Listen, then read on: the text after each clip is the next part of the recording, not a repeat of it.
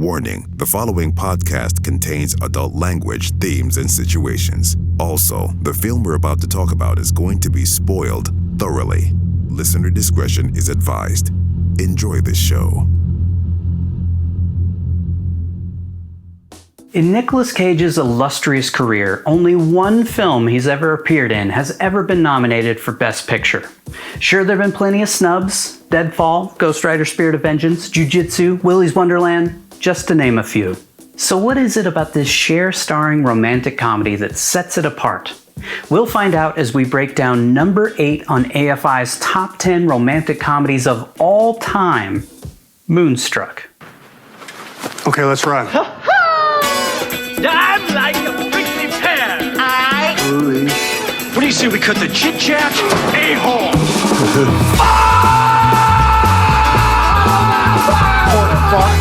Porker, how'd it get burned? How'd it get burned? How'd it get burned? Hey, have you ever been dragged to the sidewalk and beat until you pissed blood? Welcome to One Cage at a Time, the show where we break down every single Nicolas Cage movie, one film at a time. Here are your hosts, Patrick, Vince, and Nigel. When a desperate to settle down widow accepts a marriage proposal from her doofus of a boyfriend, she's tasked with tracking down his little brother, who blames him for an accident.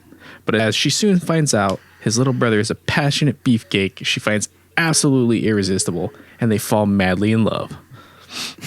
Me too. Me too. Who doesn't fall in love with that psycho? Give me the knife. The big one. Ladies and gentlemen, here are your stars. Moonstruck features an incredible cast which led to 3 Oscar-nominated performances by actors not named Nicolas Cage, including wins by the one and only Cher for Best Actress, as well as Olympia Dukakis, who won for Best Supporting Actress, Vincent Gardenia, who was nominated for Best Supporting Actor, but lost to Sean Connery for The Untouchables, late greats Danny Aiello and John Mahoney, a.k.a. Frasier Crane's dad, and, of course, the only man I want cutting my bread, Nicolas Kim Coppola, better known as Nicolas Cage. Woo. Wee.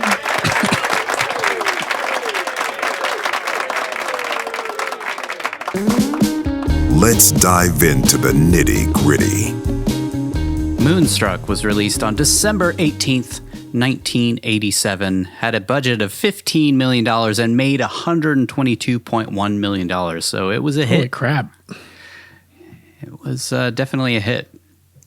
Directed by Norman Jewison, who was has been nominated for 4 Best Pictures in 3 different decades. So he was nominated for The Russians Are Coming, which I've never seen, Fiddler on the Roof, A Soldier's Story, and, of course, Moonstruck. Is also nominated for Best Director in The Heat of the Night, Fiddler on the Roof, and Moonstruck. So, yeah. Dude's got a pretty beefy resume. This was written by John Patrick Shanley, who won an Oscar for Moonstruck, and also won a Pulitzer Prize and a Tony for his play Doubt, a Parable, which was then turned into a film, which he directed and wrote, which was nominated for 4 Academy Awards, including Best Adapted Screenplay, which was his nomination because he adapted his play into the screntplay. Wow. He also wrote Congo, Alive, which was the movie from the Argentinian soccer team that ate each other.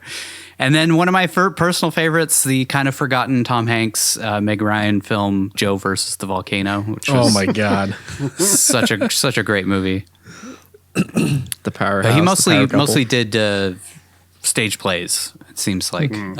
Those are Congo, Alive, and Joe versus the Volcano are some of the only like recognizable films in his list of accolades. But I feel like Doubt was a pretty all 3 big of those film. are great. Yeah, Doubt was huge. Yeah, that was one of, I think, wasn't that one of Philip Seymour Hoffman's last films he did? No, that was I forget what year. It was like 2004 God, I feel like that was like towards the end or of something like his that. life. That was kind of like right in the midst of his powerhouse years. Doubt was 2008. Oh, that was okay. That was the one about the 2008. Oh, okay. yeah. Oh, wow. That was the one about okay. I'm trying to remember. That was the one about the Catholic cover up, right? Yeah. Dark film. What year did he pass? Oh man, like that 2012 or 13. yeah, something. 12 or 13. Okay, so I guess it was sort of close kind to of the end. yeah, but not near the end of his act. Or he obviously did more films after that. 2014. Oh wow, 2014. Was shot by David Watkin, who won an Oscar for Best Cinematography for Out of Africa, which is a great film. Meryl Streep, and I believe Robert Redford. I don't remember. It's been a long time since I've seen it. And he also shot Chariots of Fire, Yentl, which is the Barbara Streisand film. I think she also got a Best Actress nomination for that film. I'm not positive though, but it's kind of funny that it's like singers turned actors, actresses. This guy shot them all. And then, of course, 1990s Hamlet, which if you haven't seen is amazing. It's actually a really great film, and I feel like it was kind of forgotten. And it's, you know, if you can get over the whole Mel Gibson thing, it's it's actually a pretty great film. yeah, that was really well done, really well adapted. Who had the titular line in Out of Africa? Mel Gibson. I was trying to remember where I'd heard that movie from, and then I Can't believe that you remember that sketch. Meryl. I'm just so sick of these Star Wars.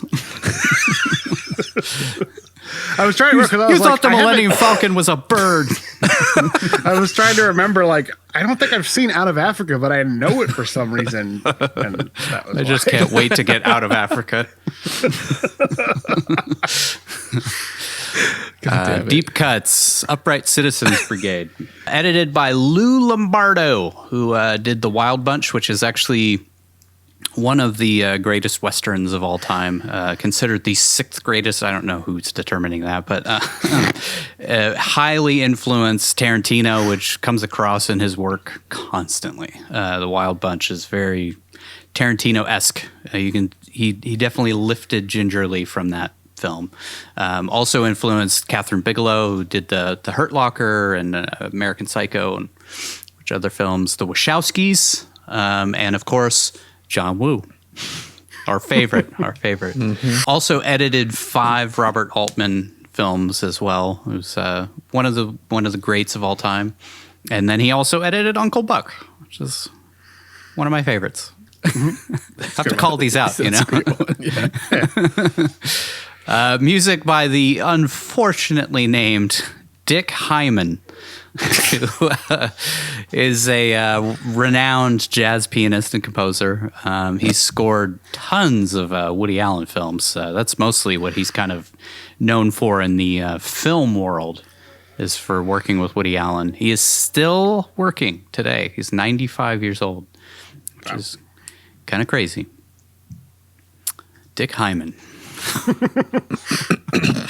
Rotten Tomatoes. Richard Hyman was taken. Why he didn't use that name? Is that already taken by like some kind of guild? Probably. I don't know. I think I would have gone by like Rich or something. You know, just divorce yourself completely from Dick Hyman. Sure, it wasn't as big of a deal when he first started working, you know, in the 60s. Yeah. Everybody was a little more mature back then. Sure they were. Unlike us. Right.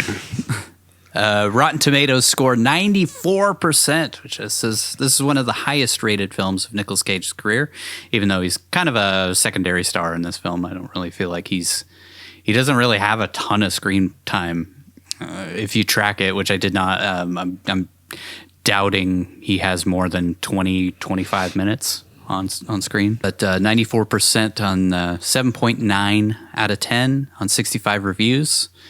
Audience score was 81%. Metacritic was 83%. IMDb 7.1 out of 10. So they're all pretty close, really. You know, 7.9, 81, 83. 7.1 is a little bit lower on IMDb, but pretty close. And then the cinema score was an A-, which is surprising. I figured it would have been an A at least, or an A+. I don't know. If you're there to see a romantic comedy, maybe maybe you didn't like the morality of the film, which I can see. Especially 80s audiences. I don't know. Mm-hmm. More Coke. Less talkie. Let's share. Let's share. No, they fucking loved Cher in the 80s, dude. Yeah. I know. You know, I'm kind of surprised they haven't remade this movie with Lady Gaga yet. I thought that as I watched it too. I was like, man, she looks like Lady Gaga, or I guess Lady Gaga looks like Cher. Yeah. I could see that. Who would play Nick Cage? Nick Cage. Nick Cage. Nick Cage. Same character. Same character. Their relationship lasted about a month, and then he lost his other hand, and then he went back to working in the bakery. I lost my other hand. I lost my second bride. He's just got like missing 2 hands, and he's got a peg leg, and he's an eye patch. He just keeps losing This body is a parts fucking every pirate decade. now. Every time he hangs out with Johnny. Or, yeah. He Yeah. chooses something. Yeah, the scene at the very end is like 2 seconds before he cuts off the fingers on his other hand. Yeah. How about a Coppola quick facts? Screenwriter John Patrick Shaley wrote the film script with Sally Field in mind for the lead role, which would have been as an Italian, like Sally Field. Not viable. Yeah. Yeah, Yeah. I mean, yeah, that's an interesting. Cher's like Armenian or something. Yeah, And but she passed for passes. Italian. Yeah, Yeah, She I think passed. Sally Field could too. Did she grow? I don't know. Did Cher grow up in New York? Because it felt very. She felt very New York in the film. I give her Yeah, I credit don't for know. that. I'm not much of a Cher aficionado. What? Nicolas Cage's screen test didn't impress the studio at all, and they wanted to go with somebody else to play Ronnie, but Cher actually insisted that Cage was the one to play the role and threatened to quit unless he was hired. And after a few days, the studio relented. So we can thank Cher for, I lost my hand. It's interesting, like, why- Oh, okay. That makes sense. Why specifically? I mean, maybe because she wanted that fiery feel. And he is Italian. Yeah, maybe she just had a crush on him. Maybe. I mean, yeah. can Who you blame her? doesn't? The great John Mahoney, who always kind of gets relegated as just Frasier's dad, but he was in a bunch of things in the 80s. I remember, what was it, Brat Pack films, I think like Pretty in Pink or 16 Candles, one of the two. He played Molly Ringwald's dad in one of those films. That was where I remembered him from first. Because as a kid, those movies were huge in the 80s when I was growing up. But John Mahoney later revealed that his role in the film got him widespread attention, which actually ended up leading to him getting cast as Frasier's dad, which is funny. He's only in 2 scenes in the whole film. I feel like he has a much bigger role, and I think it's Pretty in Pink. He was in Say Anything, which is the John Cusack holding up the boombox. Oh yeah, Boombox, maybe yeah. that's what I'm thinking of. Say Anything. Was he in? But yeah, he was in Barton Fink, right? Yeah, he was in Barton Fink. Yeah, so he was around. He was in a lot of stuff. I mean, like being, I would say he was like maybe 4th string star of a Coen Brothers movie in the 80s. I mean, that's huge. And he was in all those John Hughes, well, at least one John Hughes film. While filming between takes, Cher mentioned to Olympia Dukakis that the film was going to be a dud. She originally thought that she was giving a bad performance, but she ended up going on to win an Oscar and a Golden Globe for Best Actress, which the first scene where she's talking to Johnny in the restaurant, I thought she gave an absolutely atrocious read while she's like talking about the fish that he shouldn't eat. Like, I feel like that should have taken her out of the running just right there. I thought that too. I was like, really? This is what we're going to get in this movie? How did she get an award for this? Best actress, yeah. Must have been a very light field. Yeah, I also kind of wondered if that was direction that she was given, kind of be bland, because it's very bland to me, very like robotic. And they were trying to portray that in her character, I think, at times, but maybe like she's going through the motions with this guy. Right, it's just like very robotic. It fits. Yeah. I don't know. That's what I was wondering, if that was the direction that she got, because the rest of the film, she's not like that, but it was very like, it was just like very like, okay, say this, then that, then this, then that, and it'd be like as flat and kind of derived of any real emotion. Yeah. She's just kind of resigned herself to be sort of like an old woman. She's just kind of given up on being young and full of, romance and love and all that kind of stuff. Life, yeah. Though we see her like, well, we'll get into it in the breakdown, but we see her with the rose at the beginning. Like she was like, yeah, why would you spend that much money on these roses when they're just going to be thrown away? And then when the guy gives her the rose, then you can kind of see that she's like, romantic at heart. Mm-hmm. Thanks, Boobola, whatever his name is. Boobola. I called him Vito Corleone because it sounds just like Vito Corleone.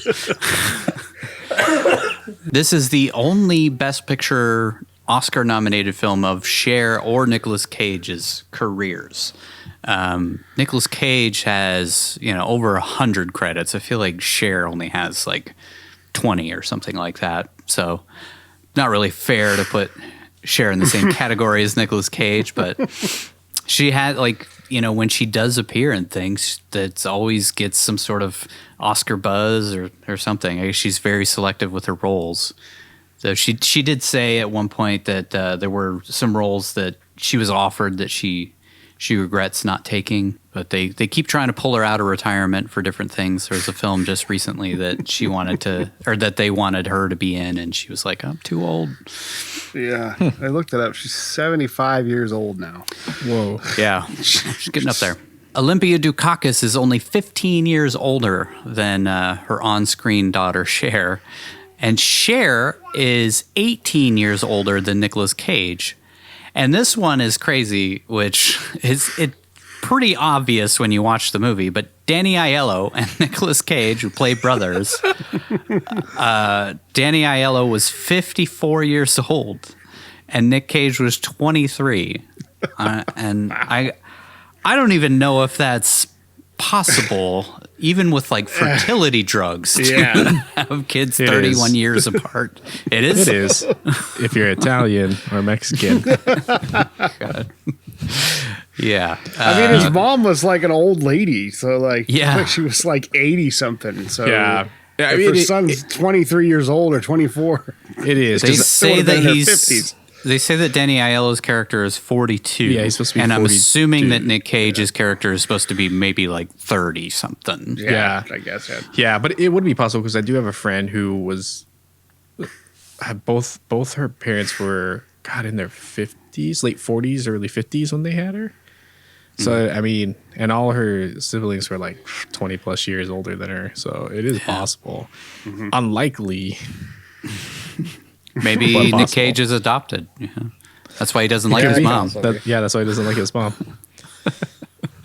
According to Nicolas Cage, the acting style he was channeling while doing the hand speech was inspired by watching the body language of actor Rudolf Klein Rogue in director Fritz Lang's 1927 German expressionist film Metropolis.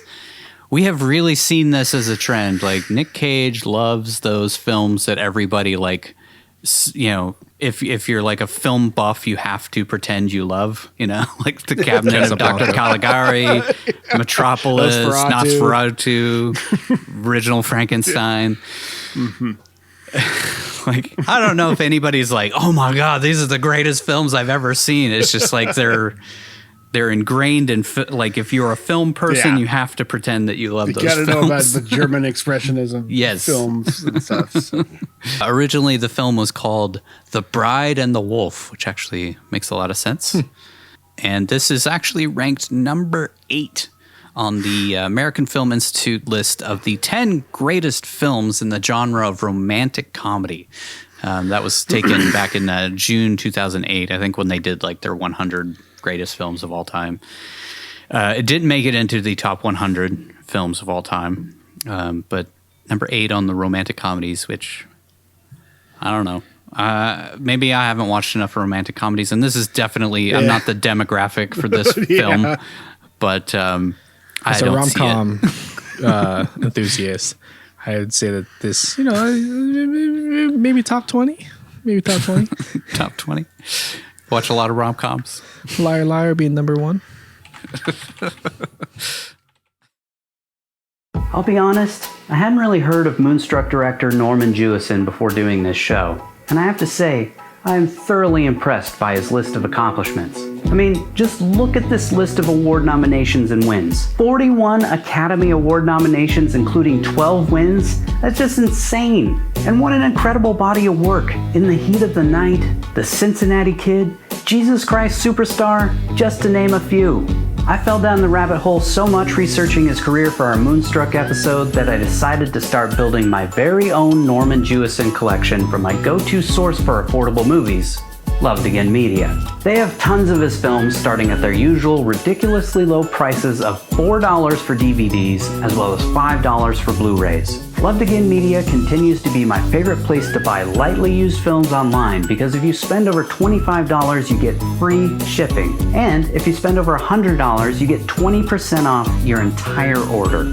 And not only that, if you use our promo code ONECAGE at checkout, you'll get an extra 15% off. Start building your collection today on lovedagainmedia.com.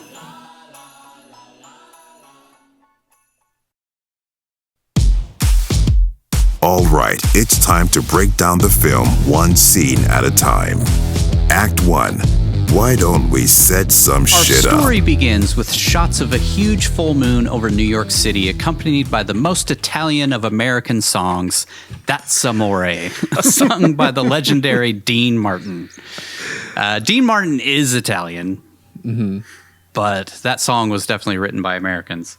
100%. We see various... The pasta fazool. Just start naming Italian dishes. Yeah.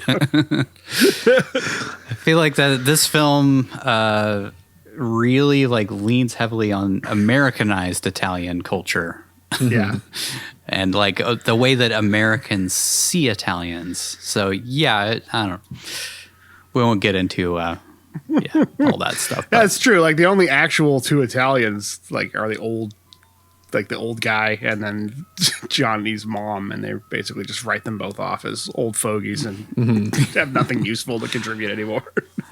It's a very cliche film for Italians, which I don't know. I never believed the whole Italians talking like this until I went to Italy and I ran into a guy who talked like that the whole time. He was our tour guide for an excursion up into the Dolomites, and whole ride. And then he smoked every second the whole time we were there. Yeah, that's funny. He only spoke like that because his favorite movie is The Godfather 2. We see various banners, bus adverts, and posters around town for an opera called La Bohème that just came to town. Fun fact, in the story of La Bohème, we get to see the transformation of a young literary agent who slowly goes insane and becomes convinced he is becoming a vampire. No, wait, I'm thinking of something else. God damn it. At those opening shots of New York, I kept thinking of Vampire's Kiss the whole time. Me too. Because it happened right. I mean, Vampire's Kiss was the very next film he did after this. Isn't Remember that crazy? on the Vampire's Kiss episode, we talked about how his agent was like, "Don't do this movie after Moonstruck." I can see now why after watching this, because he was kind of a breakout in Moonstruck, and then it was you'd immediately just veer off and probably tank your career. You're gonna go do Vampire's Kiss. Thankfully, he's bulletproof. So yeah, I do think that it did kind of tank his career a little bit for a minute there. He kind of disappeared, and then he didn't come back until he started doing the action movies and stuff. When was Raising Arizona? What year was that? 89? I was 87. 88. 87? Oh, same year as this. Okay. Yeah, I believe it was 87. Yeah. I think they came out kind of concurrently with each other. Or Raising Arizona was a little bit before this. I don't remember. But I feel like Raising Arizona was shot before Moonstruck, but I don't know for sure. Because he kind of had the same hair. He still had the same hair kind of going on in this film that he did in Raising Arizona. Yeah. It's very different characters, though. Like, vastly Very different, yeah. different. What a trio of films, though, to have like in a relatively short period. Yeah. We could just act like they're all connected. Like, that's a trilogy of films. He went so crazy in Moonstruck he went that crazy he became after a Moonstruck. vampire. Quick fact, the opening title sequence was originally played on the score of La Boheme opera, but was changed to the Dean Martin track, That's Amore, because the preview drew negative test audience reaction. Many shifted uncomfortably in their seats, thinking that they had been lured into an art film. Oh, my God. Opera. Horror. The horror of Well, I having to can watch get an it. art I mean, film. there's long shots of the front of the opera house and the guy putting the poster up and stuff. Yeah. Which La Boheme is actually playing at the Met while I'm in New York. You better go. Well, you gotta go. I could go. Admire the chandeliers. Just make sure not to get caught with your mistress. We're introduced to Cher's character Loretta by seeing her walk blindly out in front of a truck and then a horse carriage as she makes her way to a funeral home where she cooks the books, or I guess just works as a bookkeeper, for a goofy-ass mortician who is really great at making dead guys look exactly like John Waters. Looks great. That Conte is a genius. I am a genius.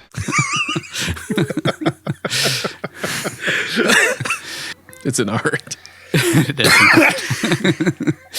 We cut to her doing the books at a flower shop after that, where Vito Corleone works as a florist. That voice. It sounds exactly like Vito Corleone. I feel like a lot of the guys from this film who are kind of like background people were in The Godfather. Like, he gives her a flower after she says flowers just end up in the trash, so why pay so much money for them? And then she rubs it on her face for a minute. She's a hopeless romantic. I think that's what we were being introduced to there, is like she secretly loves, passion and romance and all that kind of stuff. But she's resigned herself to knowing that that's never going to be her lot in life. That night, we see Loretta and her boyfriend Johnny having dinner at an Italian restaurant. Go figure. Johnny orders, but Loretta tells him not to eat fish since he's flying to Sicily that night and she doesn't want him to have runny dumps on the plane or something. She saw airplane. Yeah. Don't have the fish. Did you have the chicken or the fish? We see Frasier Crane's dad arguing with a girl half his age, and she throws a drink in his lap. There's a lot of that in this movie, of like old men with young women, or old women with young men. Johnny Almost laughs. as if it's a theme. Yeah. Johnny laughs about how this dolt can't control his woman 5 seconds after his own woman changed his order halfway through him making it. You don't want to eat that. No, give me this instead, Bobo. Bobo the waiter. Oh, Bobo. That's his name, Bobo. Bobo. I called him Boobala earlier. Boobala. Johnny obviously has something planned with a waiter named Bobo, and when Loretta asks for the check, he orders dessert and then rubs his scalp like a mental case and says,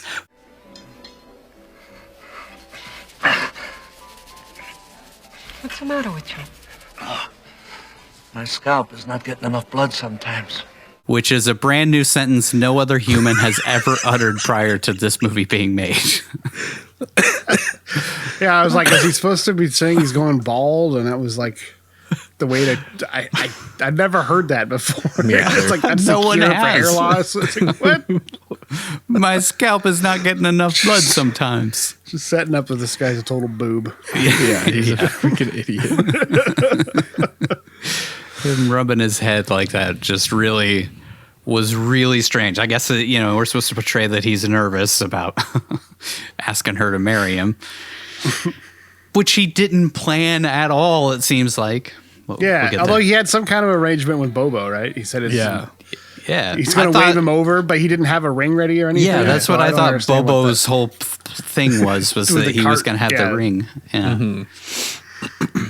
He tells her to have some dessert. She says she shouldn't, and then he asks her to marry him.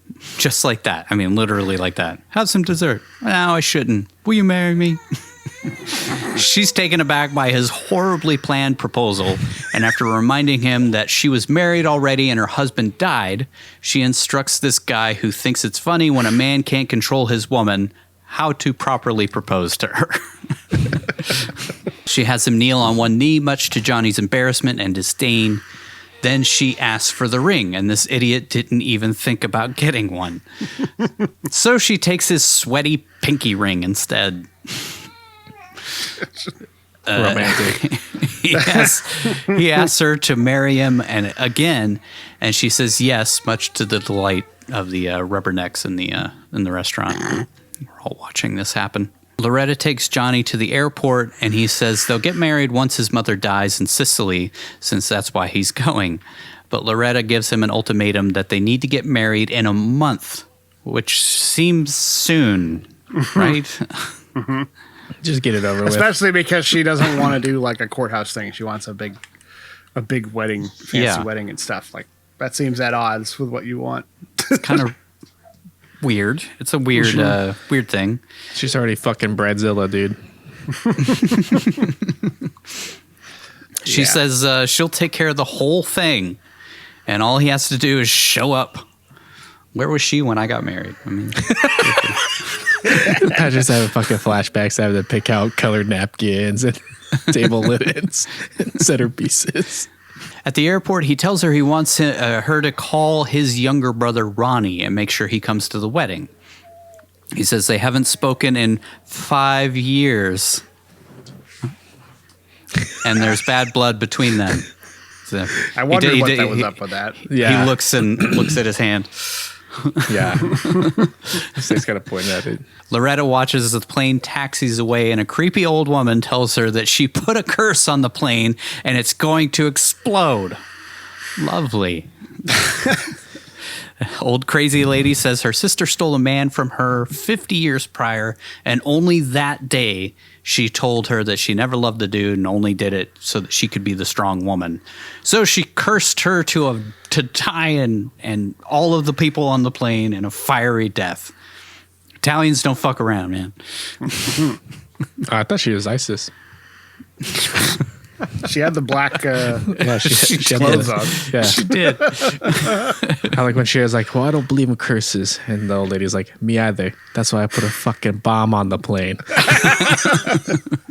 You could do that back then. Yeah. I mean, Just walk right up to the you planes. walk right up. Yeah. Johnny miraculously shows up next to Loretta saying he had a premonition that he was about to die, and the next hour is a really fun madcap Italian version of Final Destination. Where he almost chokes on spaghetti in one scene. And Jesus. then they walk out of the restaurant right before some other Italian guy shoots a couple dudes in the head. He almost falls Blows down it a up. sewer hole. Godfather. That's Let's think of The Sopranos. I was thinking of Mario. When it blows up the guy's restaurant, the first episode of Sopranos. Now Cher just makes some monkey faces in the glass and then dismisses the ramblings of this old bat, and then she drives home. Oh my god. She just kind of Yeah, she makes some weird faces. she kind of like dismisses the curse. Which If he dies, he dies. If she doesn't make weird faces, the plastic surgery will set in and she'll look like some kind of weird monster in 35 years. Oh, wait. How dare you, you son of a bitch. She's American, Italian, Armenian treasure. So Irish Cherokee. Irish Cherokee. I looked it up because I was like, what the hell is this? Is her nationality. Says her mom claims to be Irish, Cherokee, and Italian. And her dad's Armenian American. Okay. And her last name, her real name's Cheryl Sarkeesian. Or, yeah. Sarcophagus. Like Cheryl Sarkeesian or something like that is her real name. Italian. She's Italian. For our purposes. Yeah. They're like, hey, could you say gabagoo? All right, you can be Italian. No, you shouldn't have the fish. This is terrible. Terribly performed. To be a solid and say snap out of it, really animated. You got it. You got it. God damn it. You're so much better than Sally Field at playing Italian.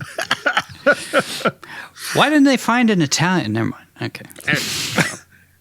Why didn't they hire any Italian actors for this film? I guess Danny Aiello is Italian and Nick Cage is Italian. Yeah. All the background characters are Italian. Yeah. That's how it always seems to go. Not to get weirdly racial, but especially in older films, it was like it would be white guys in blackface or Indian face, and then everybody in the background was actual Native American, but the main actors all had to be white dudes for whatever reason, against guild rules to hire. Never mind. Okay. She drives Johnny's land yacht back to Little Italy and then goes into a candy/liquor shop. I don't know. Run by an old couple arguing instead of helping the only customer in their store. The wife overacts her heart out, and she says, "What are you talking about? I've seen the way you look at her, and it isn't right." How do I look at her? Can I help you? A split of mums. So, how do I look at her? Like a wolf. and he says he sees the girl that he married in her. He's probably cheating on her. That's what's going on in this film. Everybody's cheating on everybody. Yeah. But they're all okay with it. Yeah, for some it's reason. fine as long as they apologize or Italian, go to you know, confession or something. It's for family. It's just part of family. the Italian lifestyle, you know? Yeah. You got a little piece over here, you got a little piece over there. It's expected. Everybody's got mistresses. The wife's not supposed to find out about it. Yeah. You got to sprinkle a little spice on your life, you know? He takes her right there behind the counter in front of Loretta as she pleads for them to just give her damn spumante already. Because they're very passionate people. Yeah, they're very passionate. She heads home where we find out, despite being almost 40 years old, and in real life she was over 40, that she still lives with her parents, her grandpa, and like 20 dogs. No wonder she's desperate to get married and get out of there. Well, they got a pretty big house for New York standards, so Yeah. I mean, he's rich as Roosevelt. Yeah. Mm-hmm. Her dad tells her that he can't sleep anymore since it's too much like death. It's totally normal thing to say. Right. I mean, Can't that's sleep why I no more. sleep. It's the only time I get peace. She tells him the good news over spumante and a sugar cube. Yeah, I don't know what that. I knew it was sugar cube, but I didn't know what they were drinking. I don't know the spumante like a. It's just like sour a drink or sparkling bitter. wine. I Yeah. don't think that it's sour. I think it's like champagne. I think it's just one I of think those spumante's things. actually pretty sweet to begin with. I don't know for Yeah. sure. I think it's just one I of those don't things, remember. though. You drop a sugar cube in, because even at the end, they're dropping it in Yeah. there when they're celebrating. Yeah. But Just a that I thought was tradition, I guess. champagne Wonder if it at the was- end, but Probably not. It was the same. I'm pretty sure it was the same bottle. was it? Okay. Yeah, that red stripe. I didn't know if it was like absinthe, where you pretty much have to drink it with sugar because it tastes awful. Oh, God, it's so bad. They're all just tripping and then I'll scene. trip. I see It's the the, Green Fairy, man. It's the good stuff. That's how he loses his other hand. Just hallucinating on accident. He says it's bad luck for her to get married again since the first guy got hit by a bus, which I guess explains her habit of walking right out in front of oncoming vehicles. He was probably following her, trying to protect her. Maybe she caused it. Yeah. Loretta, no. I'm guessing that was intentional. Like, she didn't care anymore. She kind of wanted to get run over just like her husband. I don't know. It never happens again after this, but like at the Yeah. very beginning, she walks right out in front of a fucking truck that was carrying all the stuff to La Boheme, and then she walks out in front of a carriage. So, Yeah. he says he doesn't like Johnny's face or his lips, since when he smiles, he can't see his teeth, so he must be hiding something. I think it's a really funny reason to hate a person. Can't see his teeth when he smiles. She blames her bad luck of a first marriage on getting married at City Hall instead of in a church and having a real wedding as opposed to the awesome wedding she'll plan in a month. I mean, I guess you can plan a wedding in a month, but... Sure.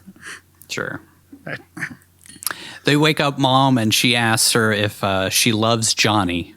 She says no, and Mom says good, because when you love them, they drive you crazy because they know they can. Which kind of reveals that she genuinely loves her husband and has loved him through the whole marriage, you know, which is kind of the turn that happens with Ronnie later. But Loretta says she likes him, and he's sweet, so I guess they're perfect for each other. He's an idiot, but I do get the sense that he's sweet and he would take care of her, and he seems like he makes money. So, you know, I'm sure that's probably what she was looking for at that time and didn't want security, stability. Crazy nutcase who works in a bread shop. She says the father of the bride pays for the wedding and Dad gets pissed since he's broke, but Mom says he's rich as Roosevelt. He's just cheap. Unless he's trying to impress his chicken head side hoe. Spoilers.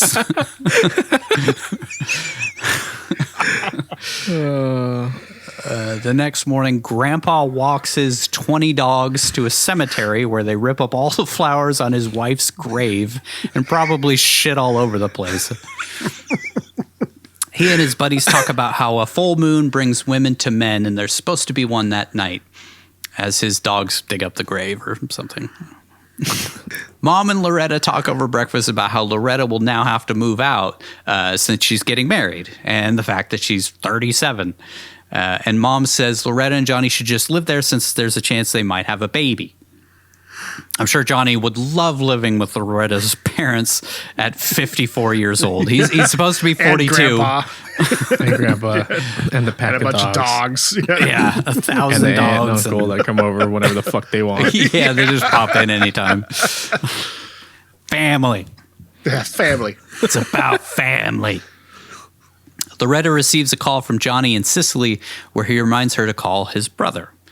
Loretta then calls Ronnie, and at long last, 25 minutes into the film, we see the man we've all been waiting for. Nicolas Cage answers the phone and asks why Johnny didn't call him himself, which is a fair question, and then says what's wrong can never be made right. Loretta asks if she can come see him, and Ronnie slams down the receiver. Man, that was so much more satisfying when you could do that. Like, hanging up on a cell phone is just so slamming that phone down and hearing the bells and shit was awesome. You could do the Breaking Bad where you hang up and then snap the phone in half. True. As messed up as Dog Eat Dog was as a film, the only relatable scene is when Willem Dafoe just smashes the fucking phone in the pink room because he's annoyed that he's being disturbed at dinner time.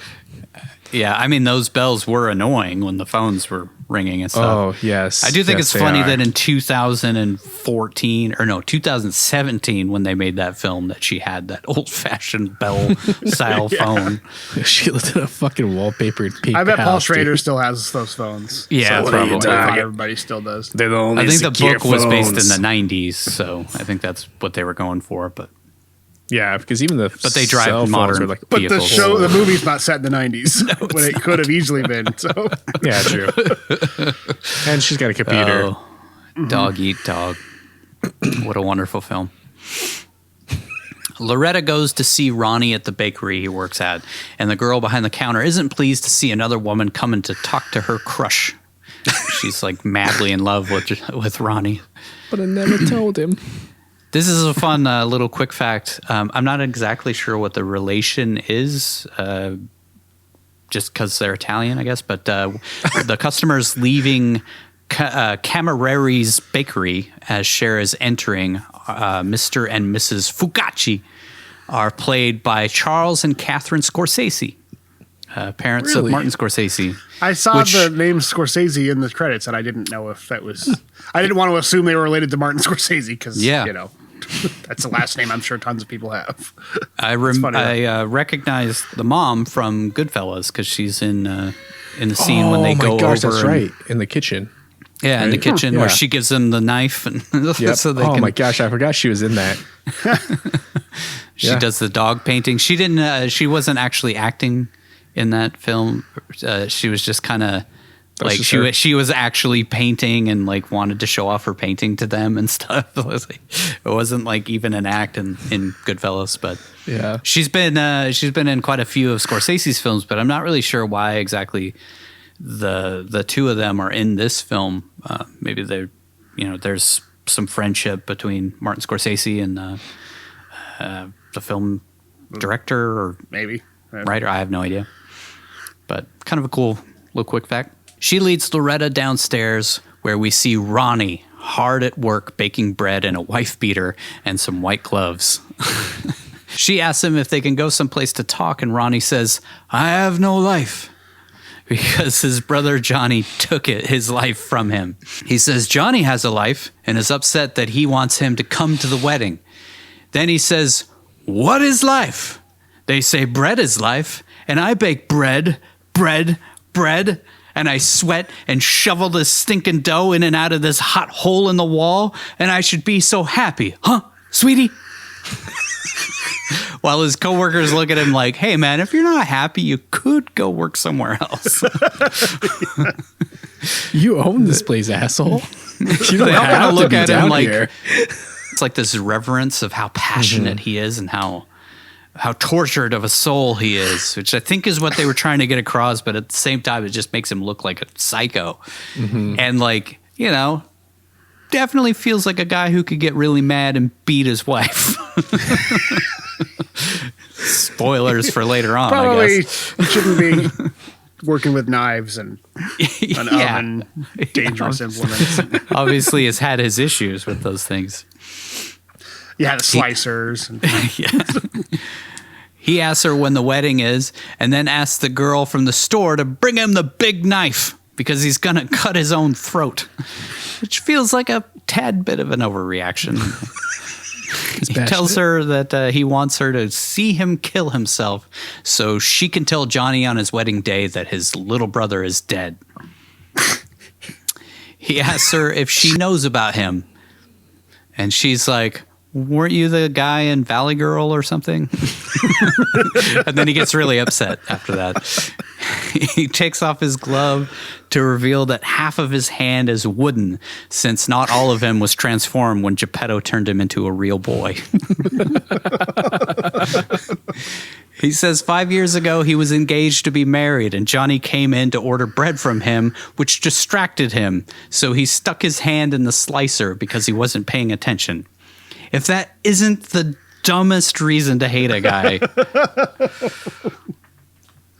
I guess his shallow as F fiance left him for another man when she found out he'd been maimed, and even Loretta is shocked that this is the reason he and Johnny have bad blood. Here we go. She tries to tell him that that's not Johnny's fault, but Ronnie interrupts her and screams, "I don't care! I ain't no freaking monument to justice! I lost my hand! I lost my bride! Johnny has his hand! Johnny has his bride! You want me to take my heartbreak, put her away, and forget it?" Again, overreacting just ever so slightly. This is her first impression of the guy. Yes! And this is what, I think makes her kind of fall in love with how passionate he is. Psychotic, suicidal. Bring me the big knife. I'm going to cut my throat. Insane loser. Yeah. He's channeling Metropolis. I guess, yeah. Wasn't that a silent film? Yes, it was. Everyone in the bakery, including Loretta, is dumbfounded by this unhinged maniac speech, but Ronnie adds through teary eyes, Is it just a matter of time before a man opens his eyes and gives up his one dream of happiness? Which makes all the ladies in the room, seemingly including Loretta, get all moist and swoon for this nutcase. Loretta asks where he lives, and she asks if they can sit down and talk for a bit. So they head upstairs to the bed. No, that's later. We see Loretta's dad bilking some poor yuppies out of $10,800 to replace their old pipes since he's a plumber, and that's how he got rich, I guess. He says he only uses copper pipe rather than bronze or garbage pipes like they have now, and it costs money because it saves money.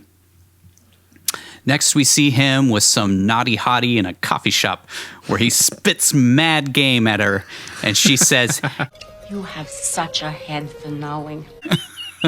since she's brain dead. You have such a head for knowing. That's my favorite line in the whole movie. Turns out that's exactly what he's looking for, because he plops down a gold bracelet and Sugar Tits also swoons. By the way, his name is Cosmo. I'm pretty sure we haven't mentioned that yet. Cosmo. Jerry! They didn't introduce... I recently went back and rewatched all of Seinfeld, and they didn't introduce that his name was Cosmo until like season 5 or something like that. It's a long time after the beginning of that show.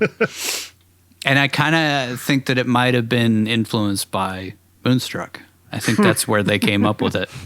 Like, hey, it'd be funny if we don't give your name for like 5 fucking years. And then we'll name you Cosmo. And then we'll find out that your name is Cosmo. Act 2. It's about time we had some conflict, wouldn't you say? Over at Ronnie's, he puts on his favorite opera, La Bohème, and even has a poster of it hanging proudly in his living room. Like, he's a fan of the arts, I guess. He loves the opera. By the way, La Bohème is the Bohemian in Italian. I love that song. I don't know what the play is about, but I do know that it is. It's still rolling. It's still out there. Like I said, it's actually playing at the Met coming up very soon. So if anybody's in New York and they want to recreate this scene from or the opera scene later on in the film, I'm sure people go to that just because it was in Moonstruck. Probably, yeah. Loretta makes him a coffee and a steak in his apartment, and he reveals himself to actually be a psychopath when he says he likes his steak well done, probably with a side of ketchup. That's when I started hating this guy. Yeah. That's the real tip-off. It's not the threatening to kill himself over a minor inconvenience or cutting his brother out of his life for something that he did himself. He could have well done steak. If he would have stood up and put the steak in the microwave, then I would have known he was an absolute. He's fucking got bodies buried somewhere. If he did that, yeah. His signature is cutting off fingertips. Loretta makes the steak bloody to feed his blood, and he loves it. I'm telling you, most people who like their meat well done have never actually tried it rare, and that's the only reason they don't like it. Which isn't a joke. It's an actual observation. I think you should try it at least once at a good steak restaurant. Have somebody make a nice rare steak for you. Quick fact. I think they're also like freaked out by the blood a little bit. But it's not blood. Yeah, which is my quick fact I put in here. Good. Okay. The red juice in a rare steak is not blood. It's in fact a protein called myoglobin that doesn't taste anything like blood. This is also why it's thin and watery and not clotted up like you would expect old blood would be. Just putting that in there in case I can entice anyone who's grossed out by the thought of eating blood to actually try a delicious rare steak at some point. This has nothing to do with the show. I just wanted to say, like, I had a steak at one of those steak places that's like $100 a steak on my anniversary this year in Hawaii, and oh my God, it was the fucking greatest steak I've ever eaten in my entire life. Like, I've never been one of those guys who's like, I'm going to spend $100 on a steak, but holy shit, it was worth it. So if you ever get a chance to try one of those $100 steaks, do it. You'll remember it for the rest of your life. I've been fortunate enough to go to a couple of steakhouses and like really good steakhouses, and it is phenomenal. It is crazy how like dry aging and being cooked properly. I mean, how much different it makes. I mean, it just melts in your freaking mouth. Yeah. Yeah. Every freaking bite was like ecstasy, man. It was amazing. It's up to you whether or not you want to decide if that's worth it to you, but I've done it on company dime at like company dinners and stuff, and it really is a world of difference between what you think a steak could taste like. Yeah. Between what your steak is at home and just between the quality, the dry aging, and the way that they prepare it and then cook it, it's next level. I mean, if you enjoy steak, treat yourself once in your life to a good steak at a steakhouse. I love that. It's just veered off. Please just eat a fucking steak. For the love of God, treat yourself one time in your life. Don't overcook it. And join us on our spinoff, One Steak at a Time. This week we're gonna try a ribeye. Pulling up the steaks.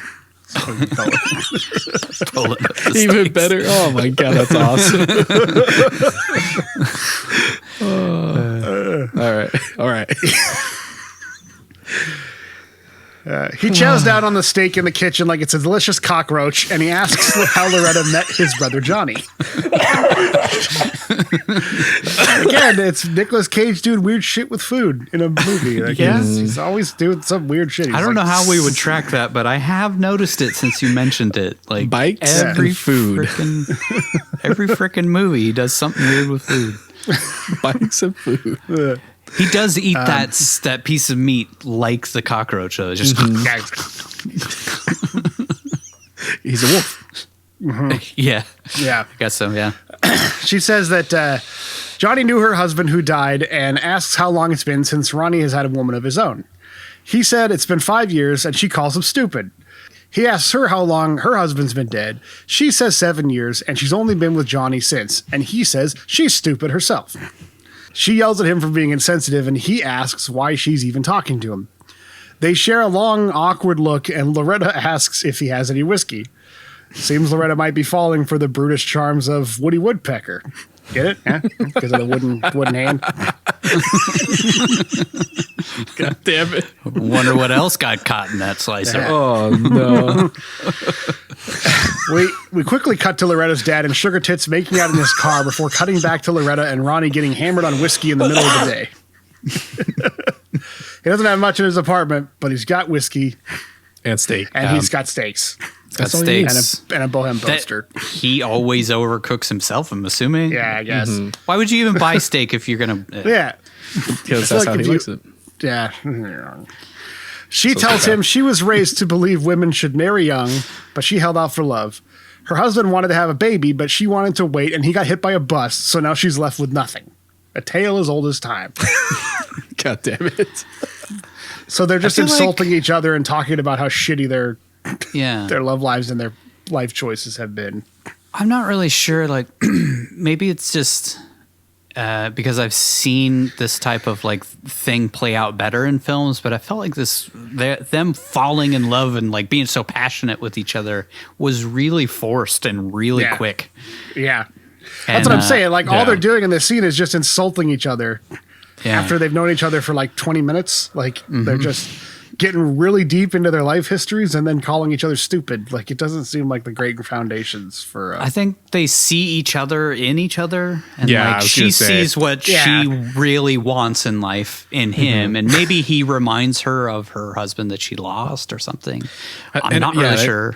I think like they find common ground in the tragedies and grief and loss that they expect, or that's what they expected, that they experienced. And they're both bitter about life and love, but that still doesn't seem like a great foundation for a loving relationship. But what do I know? I don't write romantic comedies. So, I bet they both believe in a life after love, though.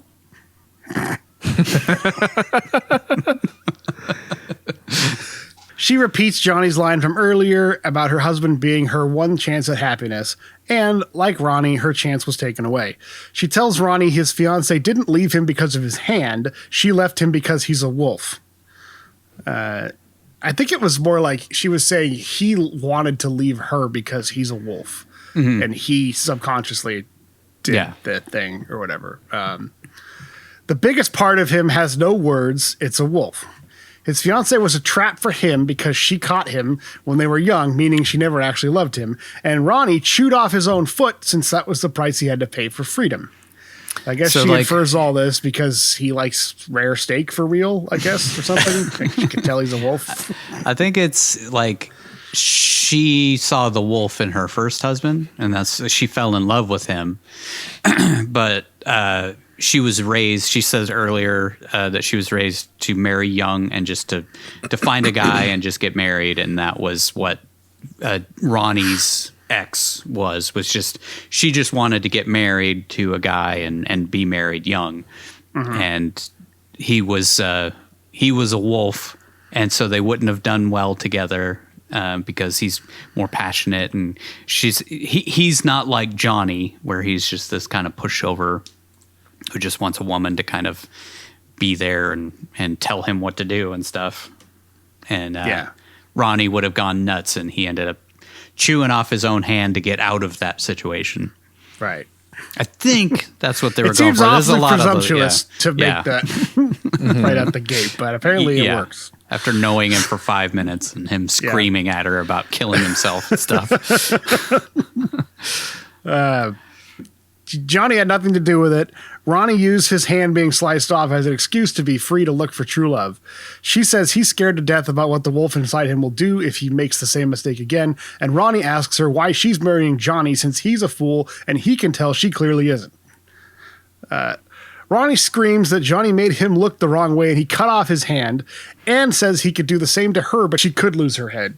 She says she's doing what she has to do to be a bride, and he calls her a bride without a head, so she calls him a wolf without a foot. Ronnie passionately stands up, knocks over the table, strokes his hair back, and kisses her. She reciprocates, and he picks her up and takes her into his arms. She asks, "What are you doing?" And he says, "Son of a bitch!" Then she asks, "Where are you taking me?" And he says, "To the bed." It just feels really forced. But I guess, they've been drinking in the middle of the day. And yeah. And I guess he's a very passionate man. Yeah, she doesn't get this passion from Johnny. We know no. We don't know it, but we know it just from looking at how Johnny works. She says, oh God, fine. And they passionately make out in the bed. Ronnie says, "I was dead." And she says, "Me too." Ronnie asks about Johnny, and she says, "You're mad at him. Take your revenge out on me. Leave nothing left for him to marry. Leave nothing but my skin and my bones." And they make passionate off-screen love, presumably while he shoves stinking dough in and out of her hot hole for hours. God damn it. That's an image I never needed. They both reignited their lust for life in this moment is kind whiskey of what I'm supposed to get out of. Yeah, whiskey. But Loretta day drinks every freaking day for the rest of the movie. So I don't know. She's like drinking spumante at like 11 in the morning and then drinking wine later on. She's trying to get that fire. Yeah. She's trying to get that fire. she has to drink in order to make her life mean something, I guess. I don't know. Or to, let go of her inhibitions and kind of just let life actually happen, which I think is kind of the point of this movie is like you can't plan out a perfect life. You have to let it happen, And that you can't live in the ideal life that family or society or whatever tells you should get out of love. Just take it as it is and make the best of it. Love who you actually love and not who you are supposed to love. Who's going to take care of you. Though, he owns a bread place, I'm sure he's doing okay. Yeah. Corner. He's got his own apartment. Shop and got his own apartment. He owns a suit at least, or he can rent one. It's a tux, man. That's a nice one. Yeah, a tux, yeah. Good talks. I think I pointed out in the breakdown, but like he got box seats for the Met. I mean, that's expensive. Back home, Loretta's parents, grandpa, and her mom's brother, as well as his wife, discuss her upcoming marriage. Cosmo doesn't want to talk about it, and his brother-in-law recalls a story about when Cosmo was dating his sister. He was so in love that he'd stand outside their house and stare up at her window for hours. Sounds like stalker behavior to me, unless you're John Cusack. Yeah, which felt like stalker behavior and Say Anything as well. This was a different time back then. Yeah, I was creeped out by John Cusack in that movie. I know he's supposed to be like in general. he's supposed to be like a hopeless romantic, and he's just so in love with this girl, but like obviously she was not interested in him. Yeah, whenever it seems like Hollywood tries to portray that, it always has an undercurrent of just being creepy. Yeah. Even though they try to make it seem cute. You just think in real life, if this was going on, it'd be a lot less cute. Please stop following me. Yeah. I hate that you know where I live. He goes on to say that one time he woke up in the middle of the night to see the largest full moon he'd ever seen. And when he looked out, he saw Cosmo standing in the street and figured he must have brought that big moon down to his house since he was so in love. He says he doesn't... It's like the middle of the night. He said he woke up at like 3 a.m. and this guy's standing outside. The moon was so bright it woke him up. And then this guy was standing outside and wanted to have sex with his sister. But it's romantic. It's romantic. Yeah. Cosmo says he doesn't want to talk about how in love he once was with his wife, and instead chugs down some wine, which makes his wife suspicious that something is up with her formerly faithful husband. Loretta and Ronnie wake up in each other's arms, and she asks him, "Do you believe in life after love?" She looks out the window to find... She looks up... Do you believe in love after love? Spot on. Should do that for karaoke. Oh my God, yeah, let's go. I looked up the lyrics to that song, and there's like, it just repeats the same thing like 900 times. So that's like the whole lyric sheet. Yeah. There's like, what? My mom was obsessed with that song when it came out. She loved it. I had to hear it all the time. It's awful. The terrible verse is song. like 10 words, and then it's just back to "Do you believe in life after love?" Over a dance mix. Yeah. Some sick Euro beats. Early 2000 Cher or whatever. Was that 2000? Late 90s, early I think 2000s. so, yeah. It was something like that. It was in there like in that period between like 95 and 2005. It was kind of her resurgence. God. Yeah, because I remember I didn't know who Cher was, and I was like, why is this song so goddamn popular? It's terrible. I guess that makes and sense. then as I learned, it's because this lady's been doing music for 30 years. Yeah. She's a has-been. She's a has-been. She discovered auto-tune, and that resurged her career. She was the pioneer. She was. She really was the first like auto-tune person I ever heard. That song was the first time I ever heard that effect, and I hated it immediately. Then we got T-Pain and Lil Wayne. She looks out the window to find a huge full moon. Ronnie says the moonlight makes her look like an angel. I guess he's a little moonstruck, I guess. I've heard the deep space pilots talk about angels. They come from the moons of Aiello, I think. Episode 1. Phantom Menace reference. God damn it. Everyone's favorite film. How did you manage to fit a fucking Star Wars reference into this film? And it has to do with moons, because the angels come from the moons of Aiello. Yeah. Also, we see Cosmo's brother-in-law look out to see the same moon he mentioned at dinner, which causes he and his wife to knock boots. Then we see Grandpa with his dogs howling at the moon, so everyone's getting in on the action, except Cosmo and his wife. Cosmo passes out. Yeah, he drank so much. Yeah, he's hammered. Yeah. What did she say? She's like, you drank so much that you'll. What did she say?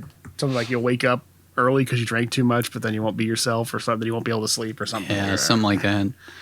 I'm guessing they were like implying that because Loretta is Cosmo's daughter, she also has this power to draw this huge moon, like when she falls in love.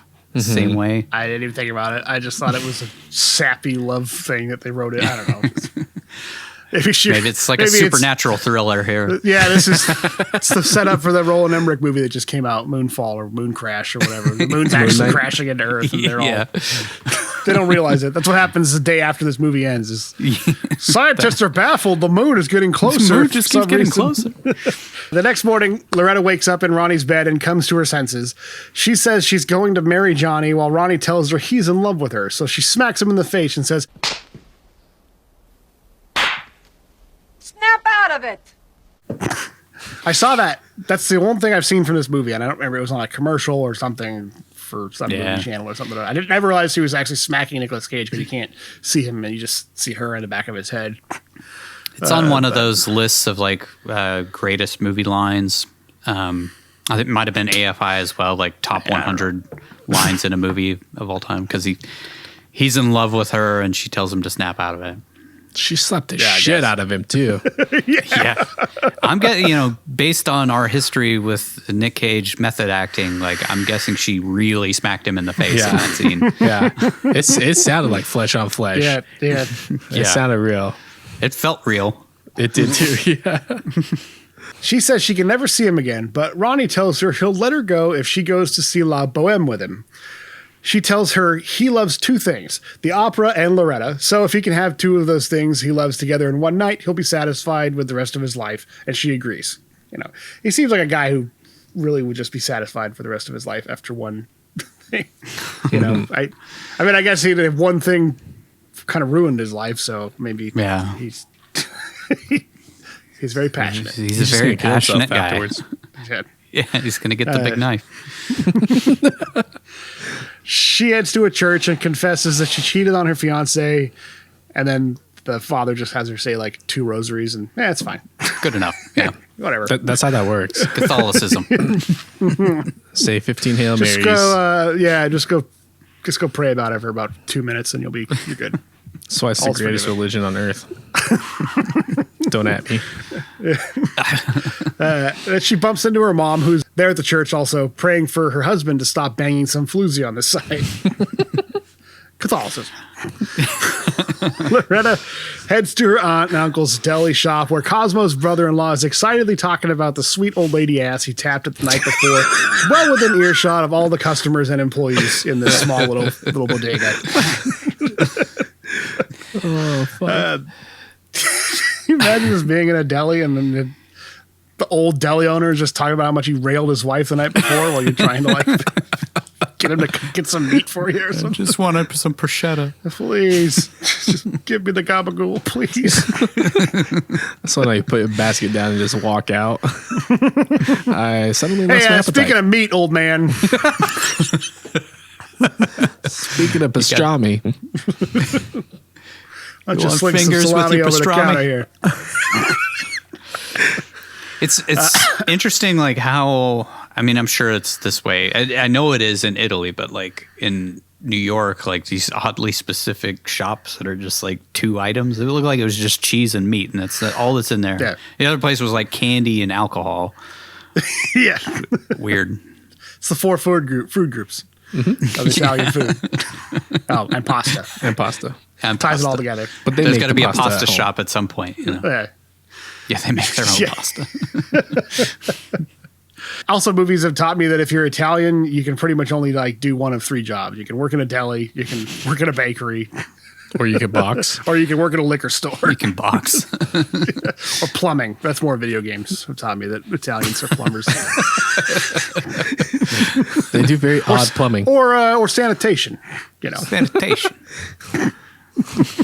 Loretta says she'll do the books tomorrow, but she will take their deposit to the bank since she secretly has to get ready for her big date that night. So I guess she just works at all these places or just does odd jobs for them or what? She's like an accountant for, I guess. Yeah. Okay, she's like an accountant for the mortician and then her aunt and uncle and the florist. So I think so I guess she does the books and then they trust her with the deposit because she's family. So whatever. Yeah. She stuffs a huge wad of cash in her purse and heads to a salon to get her hair did. She chooses a hairstyle that looks really similar to the hairstyle that a singer named Cher had in the 80s, which is weird. Which she had the like straight hair of Cher in the 70s for a second, which that had to have been intentional. Yeah. Yeah. So she gets the gray taken out of her hair. She gets her eyebrows plucked, has her hair poofed out to somehow make her incredibly big 80s hair look even more giant and 80s hair. That was the look, man. Puts on some makeup, which is enough for a goofy looking dude with a mullet and a dork with a mustache to ogle her outside. I guess we needed those guys to tell the audience that she passes for hot or something in that decade, because having been 6 months old when this movie came out, I just can't see that look as being attractive. That's like the same hair. Super duper sexy. That's like the same hairstyle my ma rocked for the longest time. So not sexy at all. She then buys some lingerie and a dress and tries on all of it in the front room of the house she shares with 3 people and 20 dogs while getting wine drunk at like 11 a.m. Lots of day drinking in the Italian households. I mean, I'm assuming because there was a fireplace, it was the front room. Yeah, it looked like it. It's just like they could be home any second and she's like in her lingerie in the front room. It's weird. So anyway, ladies, if you're paying attention, the message here is that even if a man is into you just because of who you genuinely are as a person, you still need to get all dolled up and stuff yourself into uncomfortable fancy clothes if you want to win his heart. Nice mansplain. That's the message you should take away, I suppose, if they were trying to go with, even though they tried to make it look all cute. But she wants to, impress this guy. Even though she's like saying that it's all about just going to the opera, but she like really wants him to see how hot she can be, I guess. And I think she also wants to feel young. He loves her. Mm-hmm. Yeah, I guess. I just he loves her for who she is. This could backfire. He could be like, oh, I didn't want you look like that. Like, I loved you for who you were. A tramp. Why you this fake person? I took it more as walk out of a Duran Duran video. I took it more as her like recharging herself, like getting it was more for her than it was for him. Like, this is her, I think so too, revitalized and coming back to life. Mm-hmm. She's doing away with the grays. She's putting an effort into keeping herself presentable and not just frumpy old maid who's supposed to be like in her 20s or 30s. She's supposed to be 37, but like this has reignited that passion that's been long dead in her. And I guess she expresses that by getting sexy and getting her hair. I can relate. So I think she went from like being a strong, independent woman who doesn't need no man. Strong, independent woman who, strong woman. She's a woman by this point in the movie. Oh man, we get so much shit.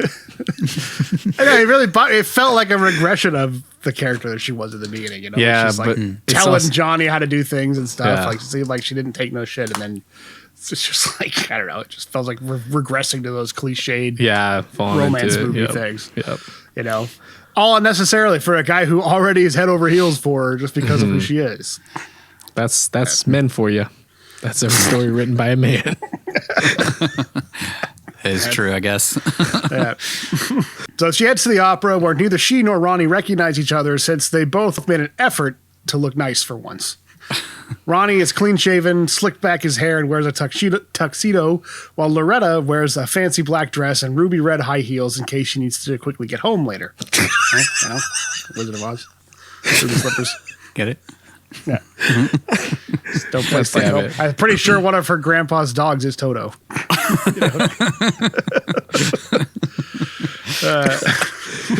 Maybe that's like the underlying like thing. It's actually an allegory.